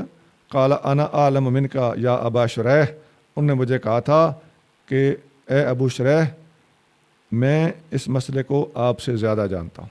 لا یعیزو، یہ مکہ پناہ نہیں دیتا آسین کسی گناہ گار کو، ولا فارن بدمن، اور نہیں کسی قتل کر کے بھاگے ہوئے آدمی کو، ولا فارن بخربتن، اور نہ ہی کسی فساد کر کے بھاگا ہوا آدمی، اس کو بھی مکہ پناہ نہیں دیتا۔ مکہ میں عام حالات میں پناہ ہوتی ہے، اور کچھ وجوہ ایسی ہوتی ہیں جن کے ہوتے ہوئے مکہ میں اس قسم کی کارروائی کی اجازت ہوتی ہے۔ ان میں مجموعی طور پہ حق پر کون ہے اور نا حق کون ہے ایک الگ بحث ہے۔ آگے چلیے۔ حدثنا عبد الله بن عبد الوهاب قال حدثنا حماد عن أيوب عن محمد عن أبي بكرة ذكر النبي صلى الله عليه وسلم قال فإن دماءكم وأموالكم قال محمد وأحسبه قال وأعراضكم عليكم حرام كحرمة يومكم هذا في شهركم هذا ألا ليبلغ الشاهد منكم الغائب وكان محمد يقول صدق رسول الله صلى الله عليه وسلم كان ذلك ألا هل بلغت مرتين۔ جی حضرت ابو بکرہ رضی اللہ عنہ سے روایت ہے کہ نبی صلی اللہ علیہ وسلم کا ذکر کیا گیا کہ آپ نے فرمایا تمہارے خون اور تمہارے مال۔ محمد راوی کا بیان ہے کہ میرے خیال میں یہ بھی فرمایا اور تمہاری عزتیں تم پر حرام ہیں جیسے تمہارے اس دن کی حرمت تمہارے اس مہینے میں، سن لو کہ حاضر اسے تمہارے غائب تک پہنچا دے۔ اور محمد راوی کہا کرتے تھے کہ رسول اللہ صلی اللہ علیہ وسلم نے سچ فرمایا، اور 2 مرتبہ فرمایا کہ کیا میں نے پیغام پہنچا دیا؟ ہاں، یہ حدیث پہلے گزر چکی ہے، یاد آ گئی ہوگی۔ تو یہ محمد راوی سے مراد محمد بن سیرین رحمہ اللہ تابعی ہیں۔ آگے چلے جی۔ باب اسم من کذب علی النبی صلی اللہ علیہ وسلم۔ ہاں، جس بندے نے نبی کریم صلی اللہ علیہ وآلہ وسلم کے بارے میں جھوٹ بولا اس کے گناہ کا باب۔ جی حدثنا علی بن الجعد قال اخبرنا شعبة قال اخبرنی منصور قال سمعت ربعی بن حراش یقول سمعت علیا یقول قال النبی صلی اللہ علیہ وسلم لا تکذبوا علی فإنه من کذب علی فلیلج النار۔ حضرت ربعی بن حراش نے حضرت علی رضی اللہ عنہ کو فرماتے ہوئے سنا کہ نبی صلی اللہ علیہ وسلم نے فرمایا میری طرف جھوٹی بات منسوب نہ کرو، کیونکہ جو میرے متعلق جھوٹ بولے گا وہ جہنم میں داخل ہوگا۔ جی، سیدنا علی المرتضیٰ رضی اللہ تعالیٰ عنہ نے روایت کیا کہ نبی کریم صلی اللہ علیہ وآلہ وسلم نے فرمایا لا تکذبوا علیہ، میرے اوپر جھوٹ نہ باندھو، فإنہ من کذب علیہ، جس نے میرے بارے میں جھوٹ بولا، یعنی کوئی بات خود بنائی اور کہا کہ یہ نبی پاک علیہ الصلوۃ والسلام نے فرمائی ہے، تو ایسا جھوٹ جس نے بولا فلیلج النار، چاہیے کہ وہ جہنم میں داخل ہو جائے۔ فلیلج یدخل، داخل ہو جائے، اس کا مطلب یہ ہے کہ وہ جہنمی ہے۔ دوسری حدیثوں کے الفاظ اسی طرح ہیں، فلیتبوأ مقعدہ من النار، وہ اپنا ٹھکانہ جہنم میں بنا لے، یعنی جان لے، سمجھ لے اور یقینی ہے۔ آگے جی۔ حدثنا ابو الولید قال حدثنا شعبة عن جامع بن شداد عن عامر بن عبد الله بن الزبير عن أبيه قال قلت للزبير إني لا أسمعك تحدث عن رسول الله صلى الله عليه وسلم كما يحدث فلان وفلان قال أما إني لم أفارقه ولكن سمعته يقول من كذب علي فليتبوأ مقعده من النار۔ حضرت عبداللہ بن زبیر سے روایت ہے کہ میں حضرت زبیر رضی اللہ عنہ کی خدمت میں عرض گزار ہوا، میں نے آپ کو رسول اللہ صلی اللہ علیہ وسلم کی حدیث بیان کرتے ہوئے نہیں سنا جیسے فلاں اور فلاں بیان کرتے ہیں۔ فرمایا کہ میں حضور سے کبھی جدا نہیں رہا، لیکن میں نے آپ کو فرماتے ہوئے سنا جو میری طرف جھوٹی بات منسوب کرے وہ اپنا ٹھکانہ جہنم میں بنا لے۔ جی، حضرت عامر بن عبداللہ بن زبیر اپنے والد عبداللہ بن زبیر سے روایت کرتے ہیں، قلت للزبیر، میں نے زبیر سے کہا۔ زبیر کون ہے؟ عبداللہ بن زبیر کے والد اور حضرت سیدہ صفیہ کے بیٹے حضور علیہ الصلوۃ والسلام کی پھوپھی رضی اللہ تعالیٰ عنہ کے صاحبزادے زبیر بن عوام رضی اللہ تعالیٰ عنہ۔ تو حضرت عبداللہ بن زبیر نے اپنے والد گرامی سے پوچھا انی لا اسمعک، میں آپ کو نہیں سنتا، تو حدث و حدیث بیان کرتے ہوئے ان رسول اللہ صلی اللہ علیہ وآلہ وسلم، رسول اللہ صلی اللہ علیہ وآلہ وسلم سے، کما یحدث فلان و فلان، جیسا کہ فلاں اور فلاں روایت کرتے ہیں، آپ زیادہ حدیثیں آپ روایت نہیں کرتے۔ تو فلان و فلان کا مطلب یہ ہوگا کہ کسی ایک صحابی کی طرف اشارہ نہیں تھا. قالا آپ نے فرمایا اما انی لم افارق ہو، جہاں تک اس بات کا تعلق ہے تو میں حضور صلی اللہ علیہ وسلم سے کبھی جدا نہیں ہوا، ہمیشہ آپ کے ساتھ رہا ہوں. حضرت زبیر فرما رہے ہیں ولیکن سمیت وہ یقول ہو، لیکن میں نے نبی کریم صلی اللہ علیہ وسلم کو فرماتے ہوئے سنا من کذب علیہ، جس نے میرے بارے میں جھوٹ بولا. اب روایت آپ نے بیان کر دی نا، تو اس کا مطلب ہے کہ روایت بیان کرنا کوئی منع نہیں تھا، روایت تو خود بیان کرنے لگے، لیکن آپ محتاط تھے کہ کہیں کوئی ایسی بات نہ مجھ سے ہو جائے جس میں کوئی لفظی کمی بیشی رہ جائے. وہ جس نے میرے بارے میں جھوٹ بولا فلیتبوأ مقعدہ من النار، وہ اپنا ٹھکانہ جہنم میں تیار کر لے. آگے حدثنا ابو معمر قال حدثنا عبد الوارث عن عبد العزيز قال انس انه ليمنعني ان احدثكم حديثا كثيرا ان النبي صلى الله عليه وسلم قال من تعمد علي كذبا فليتبوأ مقعده من النار. حضرت عبد العزیز سے روایت ہے کہ حضرت انس رضی اللہ عنہ نے فرمایا تم سے زیادہ حدیثیں بیان کرنے سے مجھے یہ بات روکتی ہے کہ نبی صلی اللہ علیہ وسلم نے فرمایا جو جان بوجھ کر میرے متعلق جھوٹی بات کہے وہ اپنا ٹھکانہ جہنم میں بنا لے. ہاں جی، یہ بھی وہی بات ہے، لیکن انس بن مالک بتا رہے ہیں. اب سوچنے کی بات ہے کہ انس بن مالک نے کوئی تھوڑی سی حدیثیں روایت نہیں کی، ہزاروں حدیثوں کے راوی ہیں، کثیر الروایت صحابہ میں ان کا شمار ہوتا ہے، اور ساتھ ہی حدیث بھی بتا رہے ہیں. اس کا مطلب ہے کہ جو حدیث بھی انہوں نے بیان کی ہے اس قاعدے کے مطابق ہی بیان کی ہے. اور یہ حدیثیں روایت کرنے سے روکتی نہیں ہے، صرف احتیاط بتاتی ہے، روکتی نہیں بلکہ احتیاط بتاتی ہے. اب آپ ذرا دیکھتے جائیں، میں احتیاطاً تاکہ میں بعد میں بھول نہ جاؤں. آپ نے دیکھا کہ یہی بات سیدنا علی مرتضیٰ رضی اللہ تعالیٰ عنہ نے روایت کی، آگے یہی بات حضرت زبیر نے بیان کی، ایسا ہے. آگے یہی بات حضرت انس بن مالک نے روایت کی. ٹھیک، تو حضرت علی مرتضیٰ رضی اللہ تعالیٰ عنہ نے بھی کچھ 1400 کے لگ بھگ حدیثیں روایت کی ہیں. ٹھیک ہے، لیکن قاعدہ یہ تھا. اسی طرح حضرت زبیر نے بھی اس ایک حدیث کو روایت نہیں کیا، اور بھی حدیثیں ان سے روایت کی گئی ہیں، لیکن قاعدہ یہی تھا. حضرت انس بن مالک نے بھی بہت زیادہ حدیثیں روایت کی ہیں، لیکن اصول یہی تھا. آگے جی. حدثنا المكي بن إبراهيم قال حدثنا يزيد بن أبي عبيد عن سلمة هو ابن الأكوع قال سمعت النبي صلى الله عليه وسلم يقول من يقل علي ما لم أقل فليتبوأ مقعده من النار. حضرت سلمہ بن اکوع رضی اللہ عنہ سے روایت ہے کہ میں نے نبی کریم صلی اللہ علیہ وسلم کو فرماتے ہوئے سنا جو میرے متعلق ایسی بات کہے جو میں نے نہ کہی تو وہ اپنا ٹھکانہ جہنم کے اندر بنا لے. جی، اب یہ چوتھے صحابی ہیں جی، سلمہ بن اکوع رضی اللہ تعالی عنہ. آگے جی.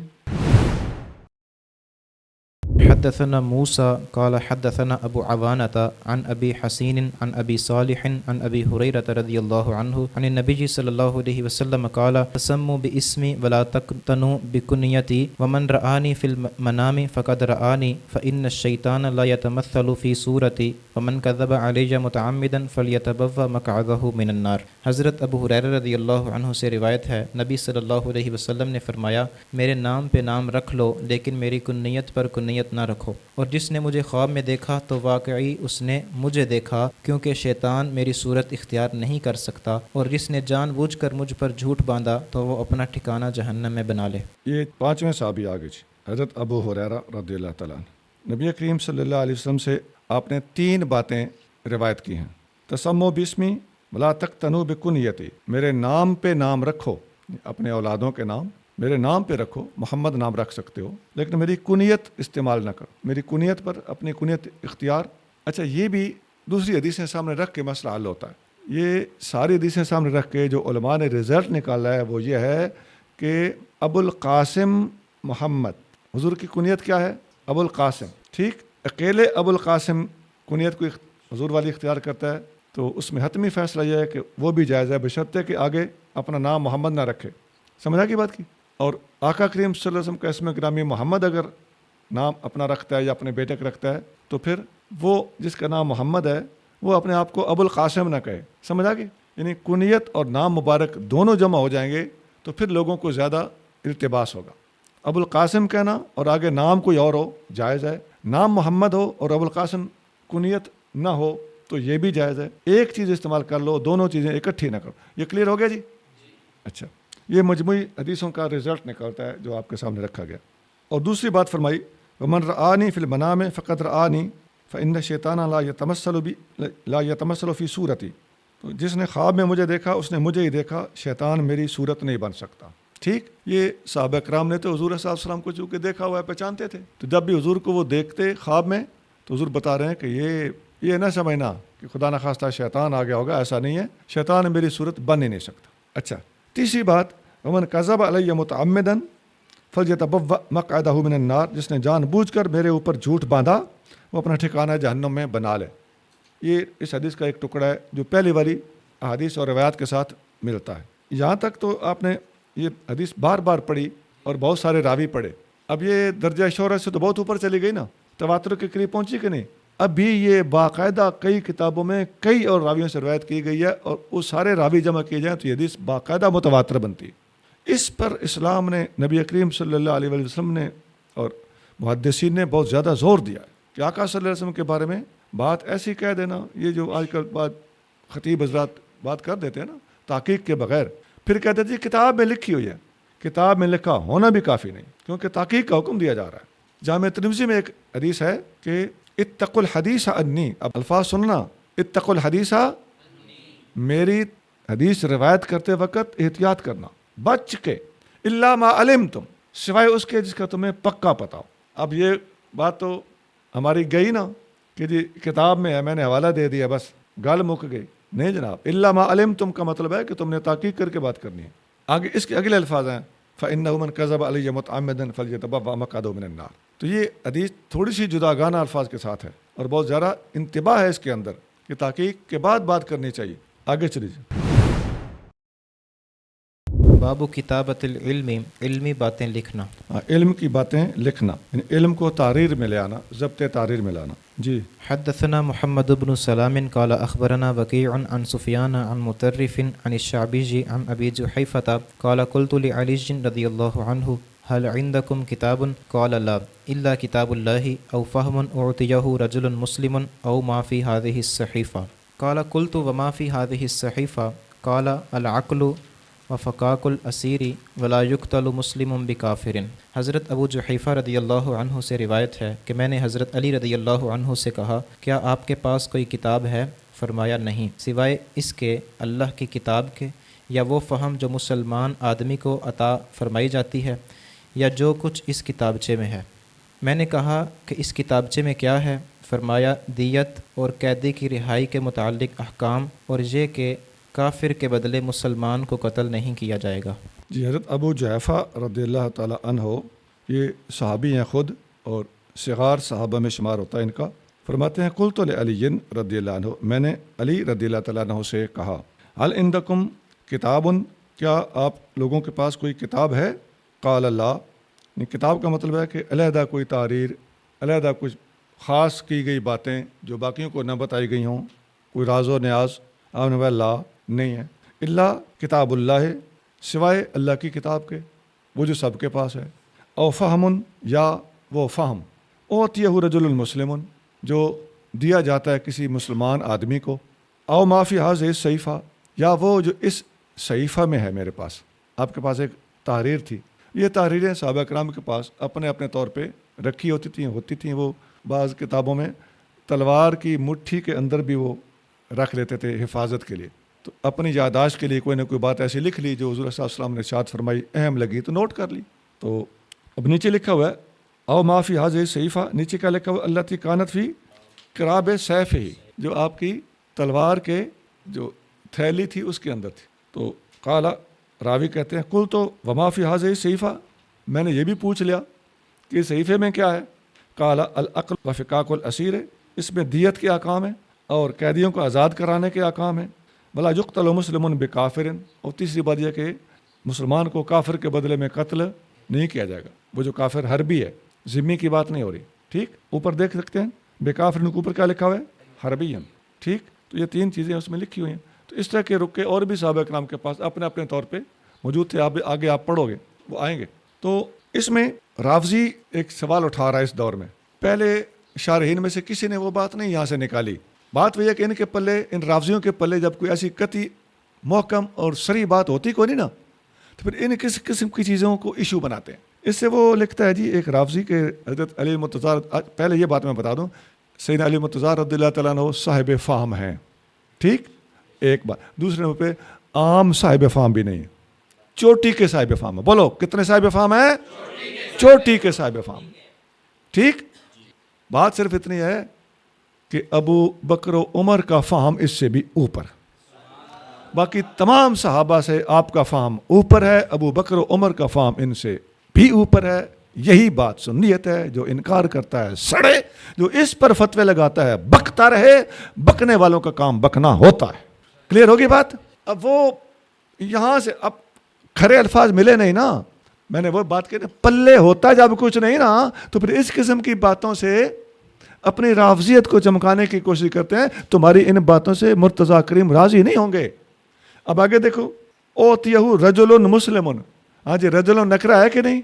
مسلم اس کی صفت ہے کہ نہیں؟ رجل کا نکرہ ہونا ہی رافضیت کے پرخچے اڑا رہا ہے. ٹھیک، اور پھر مسلم میں اس کا عموم رافضیت کے مزید پرخچے اڑا رہا ہے.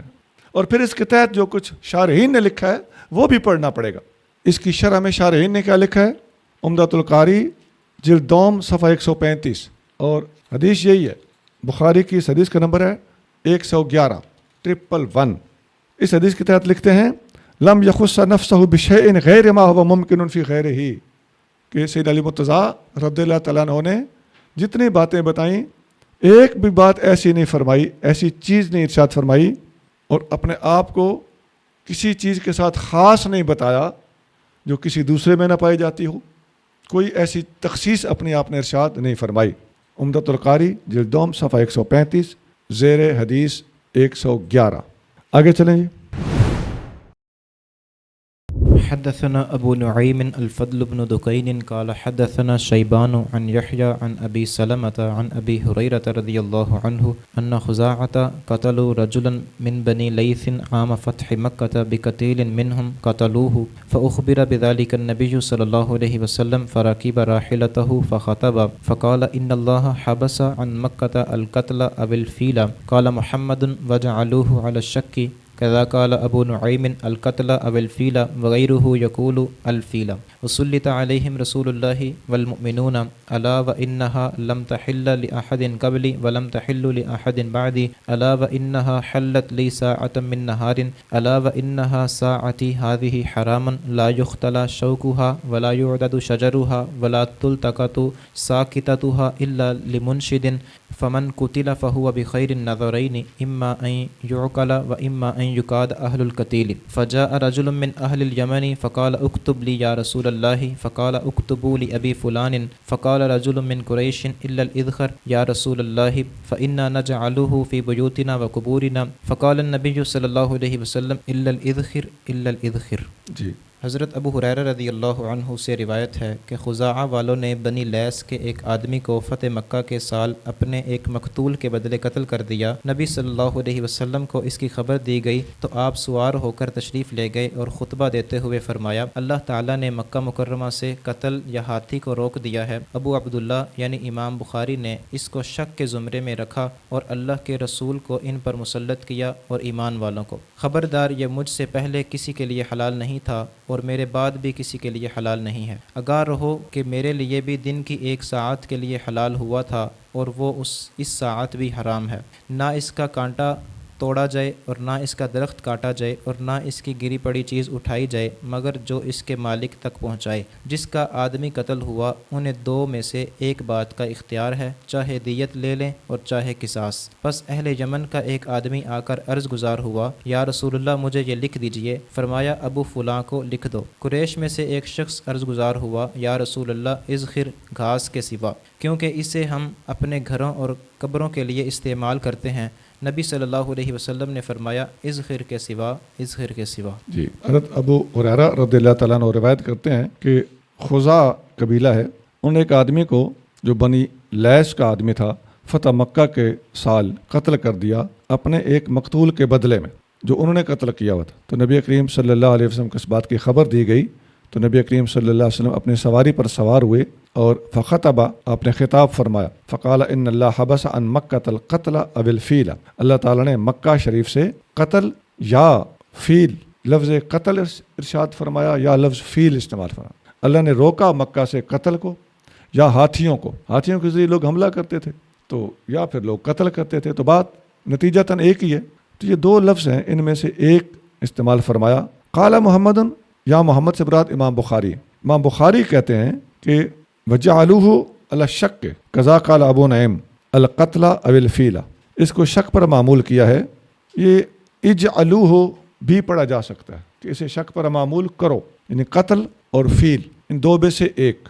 قضا قال ابو نعیم نے اسی طرح ارشاد فرمایا، یہ محدث ہیں، القتل او الفیل یعنی قتل یا فیل ہاتھی، وغیرہ یقول الفیل، اور ان کے علاوہ راوی کہتے ہیں کہ لفظ فیل تھا، کلیئر کر کے بتاتے ہیں کہ اس میں شک نہیں ہے ان کو، دوسرے راوی کو۔ اچھا، فصلت علیہم رسول اللہ صلی اللہ علیہ وآلہ وسلم، اور ان لوگوں پر اللہ کے رسول صلی اللہ علیہ وآلہ وسلم کو مسلط کیا گیا، والمومنون، اور مومنوں کو مسلط کیا گیا۔ یہ فتح مکہ کی بات ہو رہی۔ الا خبردار، وانہا لم تحل لأحد قبلی ولا تحل لأحد بعدی، خبردار مجھ سے پہلے یہ کسی کے لیے حلال نہیں تھا اور میرے بعد بھی کسی کے لیے حلال نہیں ہوگا۔ الا وانہا حلت لساعتن، خبردار میرے لیے تھوڑی دیر کے لیے اس کو حلال کیا گیا تھا، من ربہا، اس کے رب کی طرف سے۔ الا وانہا ساعتی ھذہ حرام، اور خبردار اب جو یہ وقت میرا گزر رہا ہے، اس وقت یہ باقاعدہ اپنی حرمت پر قائم ہے۔ لا یختلی شوکھا، اس کے کانٹے نہیں کاٹے جائیں گے، ولا یعضد شجرھا، اس کے درخت نہیں کاٹے جائیں گے، ولا تلتقط ساقطتھا، اور اس میں گری ہوئی چیز نہیں اٹھائی جائے گی، الا لمنشد، سوائے اس بندے کے جس نے اعلان کرنا ہو۔ فمن قتل فهو بخیر النظرین، اگر بندہ قتل کر دیا جائے، جو قتل کیا گیا تو اسے سے مراد اس کے وارثوں کو، دو چیزوں میں سے جس چیز کو بہتر سمجھتا ہے اس کو حق حاصل ہے، اما ان یعقل و اما ان یقاد، خواہ دیت وصول کی جائے یا قصاص لیا جائے۔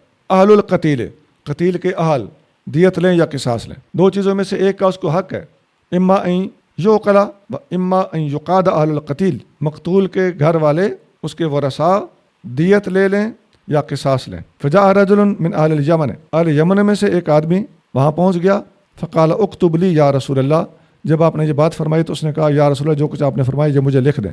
آگے یہ حدیث بار بار آئے گی، ایک حدیث میں ملے گا آپ کو کہ اس بندے کا نام ابو شاہ تھا اور وہ یمنی تھا، تو فقال اکتب لی، اس نے کہا کہ مجھے لکھ کر دیں یا رسول اللہ، فقال اکتبو لابی فلان، آپ نے فرمایا کہ ابو فلان کو لکھ کر دے دو۔ یہ ابی فلان کے نیچے کیا لکھا ہوا ہے؟ لابی شاہ۔ فقال رجل من قریش، قریش کے ایک آدمی نے کہا الا الازخر، آپ علیہ السلام نے جو باتیں فرمائی تھیں کہ یہ چیزیں یہاں پر منع ہیں، تو ایک آدمی نے کہا کہ یا رسول اللہ سوائے ازخر کے، ازخر ایک گھاس ہے، آگے اس کی وجہ بتائی جا رہی۔ ہاں اچھا، وہ رجل جو کہا گیا ہے، فقال رجل من قریش، قریش کے ایک آدمی نے کہا، وہ حضرت سیدنا عباس بن عبد المطلب حضور صلی اللہ علیہ وسلم کے چچا ہیں، تو کہیں ان کا نام آ جائے اور کہیں مرد کہہ دیا جائے تو ان کی توہین نہیں ہے۔ یہ آج کل کے رافضیوں کا کیا طریقہ ہے جی، ایک کہہ ایسی تقریر دے کہ اللہ دے پیارے نے انج آکھیا، نہ لینا گوارا نہیں کیتا۔ اچھا، اگر اس اللہ کے پیارے کا نام لیتا نا، ایمانداری سے سوچنا، انہوں نے پھر بھی رگڑا لگا دینا تھا، نہ لے کے رد کیتا، نہ نہیں لیا، نہ لینے ہی گوارا نہیں کیتا۔ اچھا جی، فإنا نجعلہ فی بیوتنا وقبورنا، وجہ کیا بتائی کہ ہم اسے اپنے گھروں میں ڈالتے ہیں اور اسے اپنی قبروں میں ڈالتے ہیں۔ گھروں میں ہم نے وہ دور دیکھا ہے، نیچے قالین کی جگہ پہ یہ بچھا لیا جاتا تھا، ہم اسے پنجابی میں ستھر بولتے ہیں، تو یہ نیچے بچھا لی جاتی ہے، جیسے یہ دھان ہوتی ہے نا، تو اوپر سے چاول ہٹا لیا جائے تو نیچے کیا رہ جاتا ہے؟ پرالی۔ میں اپنے علاقے کے اعتبار سے بات سمجھا رہا ہوں، تو اس ذکر کا یہاں استعمال ہوتا تھا۔ اچھا جی، ہم اپنے گھروں میں بھی استعمال کرتے ہیں اور اپنے قبروں میں بھی نیچے اس کو ڈالتے ہیں، اس ایجل ویجل سے بچنے کے لیے۔ فقال النبی صلی اللہ علیہ وآلہ وسلم الا الازخر، آپ صلی اللہ علیہ وسلم نے فرمایا ٹھیک ہے، ازخر کا استثناء صحیح، الا الازخر، دو بار ارشاد فرمایا۔ یہاں سے پتہ چلتا ہے کہ نبی کریم صلی اللہ علیہ وسلم کو اللہ نے اختیار دیا ہوا ہے۔ آپ نے یہ نہیں فرمایا کہ اچھا ٹھہر جاؤ میں پوچھ لوں، نہیں، جب استثناء مانگا گیا بلا تاخیر آپ نے استثناء دے دیا، تو اصل اختیار اللہ کا ہے، لیکن اللہ نے اپنے محبوب صلی اللہ علیہ وسلم کو بھی صاحب اختیار بنایا۔ یہ حدیث آگے جب آئے گی تو ایک جگہ پہ یہ بھی آئے گا کہ ہم اس کو استعمال کرتے ہیں، ہمارے لوہار بھی اسے استعمال کرتے ہیں لوہا گرم کرنے کے لیے، بھٹی میں اس کو ڈالتے تھے۔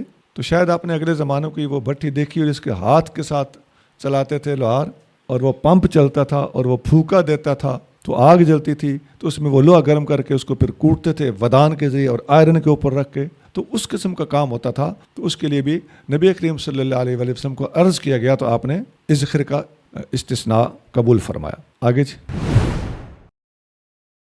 حدثنا علی بن عبد الله قال حدثنا سفیان قال حدثنا عمرو قال اخبرني وهب بن منبه عن اخيه قال سمعت ابا هريرة يقول ما من اصحاب النبي صلى الله عليه وسلم احد اكثر حديثا عنه مني الا ما كان من عبد الله بن عمرو فانه كان يكتب وانا ولا اكتب تابعه معمر عن حمام عن ابي هريرة رضی اللہ عنہ۔ حضرت وہب بن منبہ اپنے بھائی سے روایت کرتے ہیں کہ میں نے حضرت ابو ہریرہ رضی اللہ عنہ کو فرماتے ہوئے سنا، نبی صلی اللہ علیہ وسلم کے اصحاب میں سے کوئی ایک بھی مجھ سے زیادہ حدیثیں روایت کرنے والا نہیں سوائے حضرت عبداللہ بن عمر کے، کیونکہ وہ لکھ لیا کرتے تھے اور میں نہیں لکھتا تھا۔ اس کی مطابقت معمر نے حمام سے اور انہوں نے ابو ہریرہ سے کی ہے۔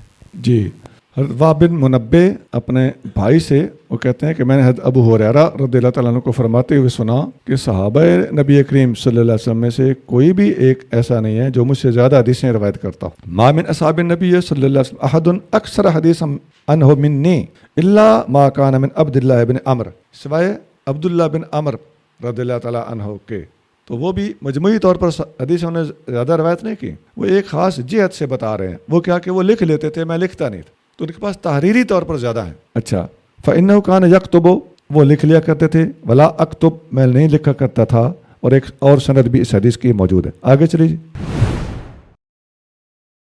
حدثنا يحيى بن سليمان قال حدثني ابن وهب قال اخبرني يونس عن ابن شهاب عن عبيد الله بن عبد الله عن ابن عباس رضي الله عنهما قال لما اشتد بالنبي صلى الله عليه وسلم وجعه قال ائتوني بكتاب اكتب لكم كتابا لا تضلوا بعده قال عمر ان النبي صلى الله عليه وسلم غلبه الوجع وعندنا كتاب الله حسبنا فاختلفوا وكثر اللغط قال قوموا عني ولا ينبغي عندي التنازع فخرج ابن عباس يقول ان الرزیۃ کل الرزیۃ ما حال بین رسول اللہ صلی اللہ علیہ وسلم و بین کتابہ۔ حضرت عبید اللہ بن عبداللہ سے روایت ہے کہ حضرت ابن عباس رضی اللہ عنہما نے فرمایا، جب نبی صلی اللہ علیہ وسلم کی علالت بڑھ گئی تو فرمایا، میرے پاس لکھنے کی چیزیں لاؤ تاکہ میں تحریر لکھ دوں تاکہ اس کے بعد تم گمراہ نہ ہو سکو۔ حضرت عمر رضی اللہ عنہ نے کہا کہ نبی صلی اللہ علیہ وسلم پر مرض کا غلبہ ہے اور اللہ کی کتاب ہمارے پاس موجود ہے جو ہمیں کافی ہے۔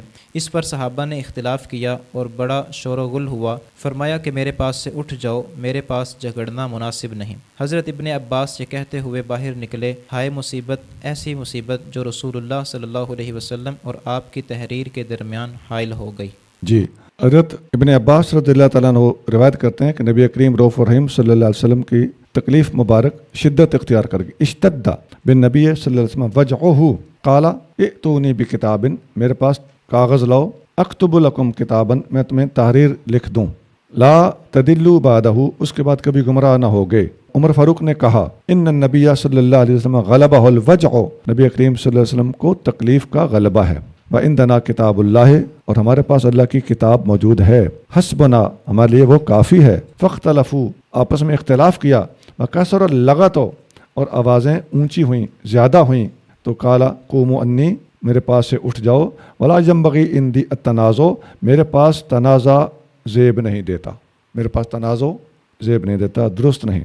فخرج ابن عباس، ابن عباس وہاں سے نکلے، یقول، یہ کہتے ہوئے، ان الرزیۃ کل الرزیۃ، کہ بے شک مصیبت، مکمل مصیبت، ما حال بین رسول اللہ صلی اللہ علیہ وسلم و بین کتابہ، جو اللہ کے رسول صلی اللہ علیہ وسلم اور آپ کی تحریر کے درمیان حائل ہوئی۔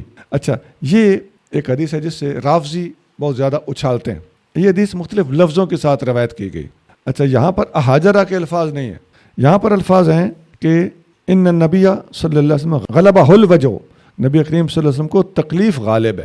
اچھا، تو اس سے اوپر یہ الفاظ، اگر یہ عمر فاروق کی بے ادبی ہے تو اس کے اوپر ابن عباس کے بھی یہ الفاظ تھے۔ کیا الفاظ ہیں؟ اوپر پڑھیں، اوپر والے سطر میں کیا ہے؟ لما اشتد بالنبی صلی اللہ علیہ وسلم وجعہ، ٹھیک، فاروق اعظم کہتے ہیں غلبہ الوجع، آپ پر تکلیف غالب تھی یا زیادہ تھی، اور ابن عباس کہہ رہے ہیں اشتدہ، غلبہ بھاری لفظ ہے یا اشتدہ بھاری لفظ ہے؟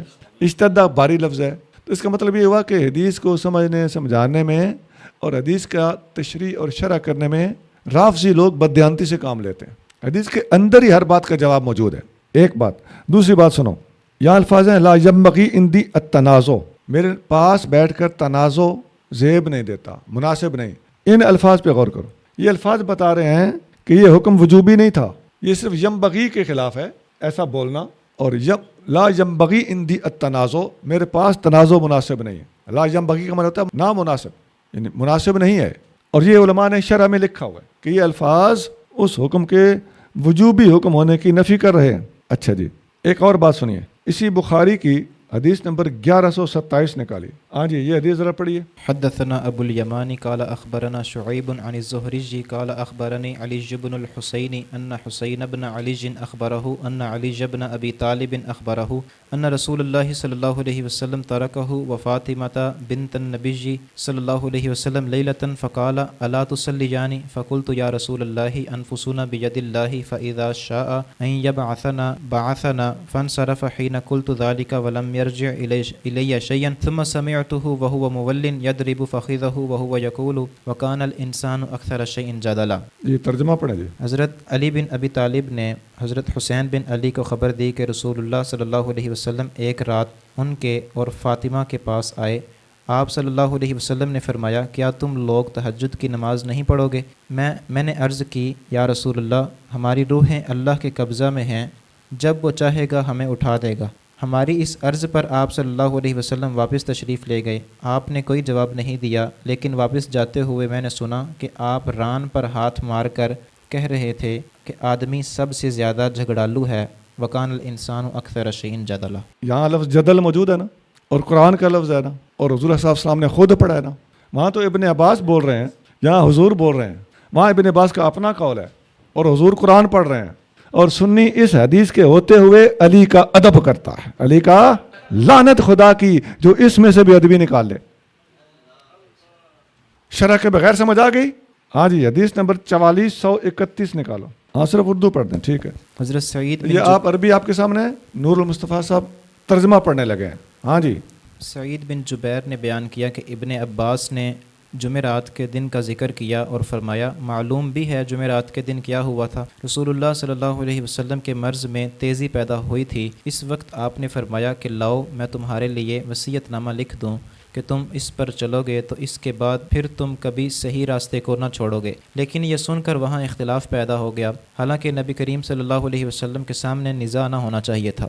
بعض لوگوں نے کہا کہ کیا آپ شدت مرض کی وجہ سے بے معنی کلام فرما رہے ہیں جو آپ کی شان اقدس سے بعید ہے؟ پھر آپ سے بات سمجھنے کی کوشش کرو۔ پس آپ سے صحابہ پوچھنے لگے، آپ صلی اللہ علیہ وسلم نے فرمایا جاؤ یہاں شور و گل نہ کرو، میں جس کام میں مشغول ہوں وہ اس سے بہتر ہے جس کے لیے تم کہہ رہے ہو۔ اس کے بعد آپ نے صحابہ کو 3 چیزوں کی وصیت کی، فرمایا کہ مشرکین کو جزیرہ عرب سے نکال دو، ایلچی جو قبائل کے تمہارے پاس آئیں ان کی اس طرح خاطر کیا کرنا جس طرح میں کرتا آیا ہوں۔ اور تیسری بات ابن عباس نے یا سعید نے بیان نہیں کی، یا سعید بن جبیر نے یا سلیمان نے کہا، میں تیسری بات بھول گیا۔ ہاں جی، اس حدیث کو پڑھانے کا مقصد کیا ہے جی؟ جو حضور نے لکھ کے دینا تھا وہ حضور نے بول دیا ہے، راز کھل گیا۔ اوصاہم بثلاثن، آپ نے 3 چیزوں کی وصیت فرمائی، کن کی؟ یہ الفاظ ہیں کہ نہیں ہیں؟ آگے وہ ساری چیزیں دی ہوئی ہیں، ٹھیک، اور ان میں سے راوی کو 2 یاد رہ گئی، تیسری یاد نہیں رہی، وہ ایک الگ بحث ہے۔ کلیئر ہو گیا جی؟ یہ ہوتا ہے، ایک بات متشابہ ہوتی ہے، ساری ملا کے اکٹھی کریں تب محکم کے سامنے آتی ہے۔ کلیئر ہے؟ اچھا اب آگے چلو۔ اب اسی طرح حدیث نمبر 4447، ہاں جی ترجمہ پڑھ جی، 4447 447۔ ہر حدیث میں الگ الگ فائدہ ہے نا۔ ایک حدیث آپ نے پڑھی جس میں حضور صلی اللہ علیہ وسلم نے خود آیت فٹ کر دی ہے نا، دوسری حدیث آپ نے پڑھی جس میں حضور صلی اللہ علیہ وسلم نے خود وہ وصیت کھول دی، ٹھیک۔ اب تیسری حدیث پڑھو، عبداللہ بن کعب بن مالک انصاری نے خبر دی، اور کعب بن مالک ان 3 صحابہ میں سے ایک تھے جن کی غزوہ تبوک میں شرکت نہ کرنے کی توبہ قبول ہوئی تھی۔ انہیں عبداللہ بن عباس نے خبر دی کہ علی بن ابی طالب رضی اللہ عنہ رسول اللہ صلی اللہ علیہ وسلم کے پاس سے باہر آئے۔ یہ اس مرض کا واقعہ ہے جس میں آپ صلی اللہ علیہ وسلم نے وفات پائی تھی۔ صحابہ نے آپ سے پوچھا، ابو الحسن، نبی کریم صلی اللہ علیہ وسلم کا آج مزاج کیا ہے؟ صبح انہوں نے بتایا کہ الحمدللہ اب آپ کو افاقہ ہے۔ پھر عباس بن عبد المطلب نے علی کا ہاتھ پکڑ کے کہا کہ تم اللہ کی قسم 3 دن کے بعد زندگی گزارنے پر تم مجبور ہو جاؤ گے۔ مطلب 3 دن کے بعد ہماری زندگی مشکل ہو جائے گی جی، کیونکہ نبی کریم صلی اللہ علیہ وسلم کا وصال ہونے والا ہے۔ سمجھے بات کی آگے جی؟ وَإِنِّي وَاللَّهِ لَأُرَىٰ، اللہ کی قسم مجھے تو ایسے آثار نظر آ رہے ہیں کہ نبی کریم صلی اللہ علیہ وسلم اس مرض سے صحت نہیں پا سکیں گے۔ موت کے وقت بنو عبد المطلب کے چہروں کی مجھے خوب شناخت ہے۔ ہاں، چونکہ آپ چچا تھے تو ہمارے بزرگوں کا جو طریقہ وصال فرماتے ہیں تو میں ان کے چہرے پہچان لیتا ہوں کہ اب دنیا سے تشریف لے جانے والے ہیں۔ تو آقا کریم صلی اللہ علیہ وسلم کے اوپر یہ آثار میں دیکھ رہا ہوں، 3 دن سے زیادہ اب دنیا میں نہیں رہیں گے۔ ہاں جی، اب ہمیں آپ کے پاس چلنا چاہیے اور اذهب بنا الی رسول اللہ، ہمارے ساتھ چلو۔ علی مرتضیٰ کو سیدنا عباس مشورہ دے رہے ہیں جی، یا حکم دے رہے ہیں جی۔ اور آپ سے پوچھنا چاہیے کہ ہمارے بعد خلافت کسے ملے گی؟ ہاں جی، پوچھنا چاہیے۔ ہاں جی، اگر ہم اس کے مستحق ہیں تو ہمیں معلوم ہو جائے گا، اور اگر کوئی دوسرا مستحق ہوگا تو وہ بھی معلوم ہو جائے گا۔ اور آپ صلی اللہ علیہ وسلم ہمارے متعلق اپنے خلیفہ کو ممکن ہے کچھ وصیتیں کر دے۔ لیکن علی نے کہا کہ اللہ کی قسم اگر ہم نے اس وقت آپ سے اس کے متعلق کچھ پوچھا اور آپ نے انکار کر دیا تو پھر لوگ ہمیں ہمیشہ کے لیے اس سے محروم کر دیں گے۔ میں تو ہرگز آپ صلی اللہ علیہ وسلم اس کے متعلق کچھ نہیں پوچھوں گا۔ میں اس کے متعلق حضور صلی اللہ علیہ وسلم سے کچھ نہیں پوچھوں گا، ٹھیک؟ ہاں جی، اس حدیث سے بتانے کا کیا مقصد ہے یہاں پر؟ حضرت عباس رضی اللہ تعالیٰ عنہ نے خلافت اپنی یا کسی اور کی ہو، بہرحال لکھوانے کا مشورہ دیا کہ علی رضی اللہ تعالیٰ عنہ کو ساتھ لے کے جاتا ہوں، حضور سے بات کلیئر کروا لیتے ہیں۔ تو مرتضیٰ کریم نے کیا جواب دیا کہ اگر حضور نے انکار کر دیا نا تو پھر اللہ کی قسم ہمیں یہ بالکل بھی نہیں ملے گی۔ مقصد یہ تھا کہ کسی بھی نمبر پر نہیں ملے گی۔ کلیئر ہو گیا جی؟ یعنی آپ صلی اللہ علیہ وسلم نے لکھ کے بھی نہیں دی، اور علی مرتضیٰ رضی اللہ تعالیٰ عنہ نے لکھوانا بھی پسند نہیں فرمایا، اور کوئی ایسی بات اور تحریر اگر آپ صلی اللہ علیہ وسلم نے بتانا ہوتی تو کام کا مطلب علی مرتضیٰ رضی اللہ تعالیٰ عنہ کو بتا دیتے اور مرتضیٰ کریم رضی اللہ عنہ اس کو لکھوا لیتے۔ اس وقت تو عمر فاروق پاس نہیں تھے نا، سمجھائی بات کی؟ تو یہ ہے۔ اب 3 حدیثیں ہو گئیں، آگے چوتھی پڑھو جی۔ مسلم 6181۔ سیدہ عائشہ صدیقہ رضی اللہ عنہا سے روایت ہے، رسول اللہ صلی اللہ علیہ وسلم نے مجھے اپنے مرض الوفات میں فرمایا کہ اپنے باپ حضرت ابو بکر اور اپنے بھائی کو بلاؤ تاکہ میں ایک ایسی کتاب لکھوا دوں، کیونکہ مجھے ڈر ہے کہ کہیں کوئی خلافت کی تمنا نہ کرنے لگ جائے اور کوئی کہنے والا یہ بھی نہ کہے کہ میں خلافت کا زیادہ حقدار ہوں، اور اللہ اور مومنین سوائے ابو بکر کی خلافت کے اور کسی کی خلافت سے انکار کرتے ہیں۔ ہاں جی، اب ان لوگوں سے کہو خودکشی کر لیں، رافضیوں سے کہو۔ ہاں جی، ایک اور بات کروں، جس حدیث میں نام نہیں ہے ادھر یہ تکا لگاتے ہیں کہ یہ نہ ضرور نہ ہو، یہ حضرت علی رضی اللہ تعالیٰ عنہ کی خلافت لکھنی ہوگی، ہے نا؟ اور اس میں صاف نام ہے نا، جس میں نام نہ ہو ایمان سے بتاؤ وہ محکم ہے کہ متشابہ؟ اور جس میں نام ہے یہ متشابہ ہے کہ محکم؟ اینو کہندے نے ایمان، اینو کہندے نے اسلام، اینو کہندے نے سنیت، اینو کہندے نے تحقیق۔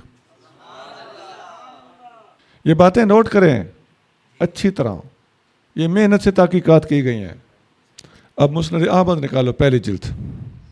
یہ جی مسند احمد، سیدنا علی المرتضیٰ رضی اللہ تعالیٰ عنہ فرماتے ہیں، عن علی بن ابی طالب رضی اللہ عنہ قال امرنی النبی صلی اللہ علیہ وآلہ وسلم ان آتیہ بطبق، نبی کریم صلی اللہ علیہ وآلہ وسلم نے مجھے حکم دیا کہ میں آپ کے پاس ایک کاغذ لے آؤں، یکتب فیہ، جس میں نبی کریم صلی اللہ علیہ وسلم لکھ کر دیں ما لا تدل امتہ من بعدہ، جس تحریر کے بعد آپ صلی اللہ علیہ وسلم کی امت آپ کے بعد گمراہ نہ ہو۔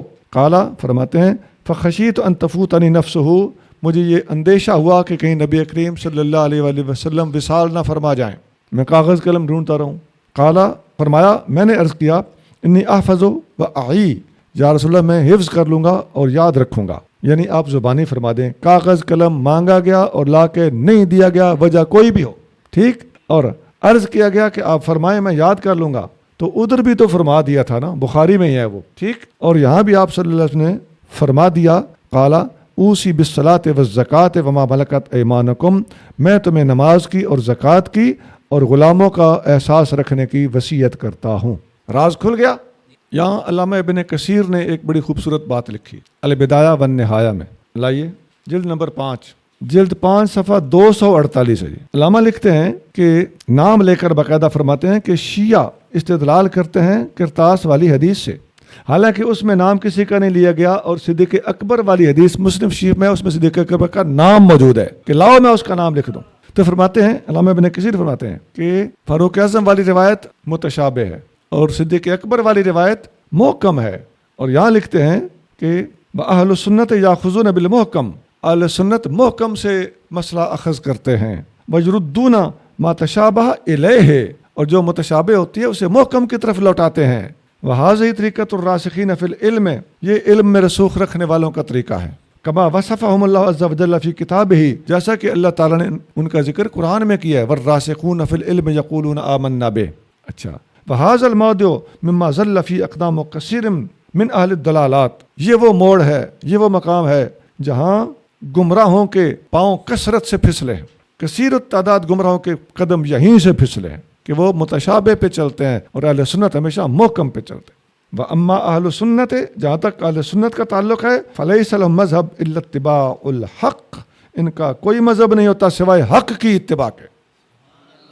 يَدُورُونَ مَعَهُ كَيْفَمَا دار، سنی حق کے ساتھ گھوم جاتے ہیں جدھر بھی حق گھومتا ہے۔ سبحان ربک رب العزت عما یصفون وسلام علی المرسلین والحمد للہ رب العالمین۔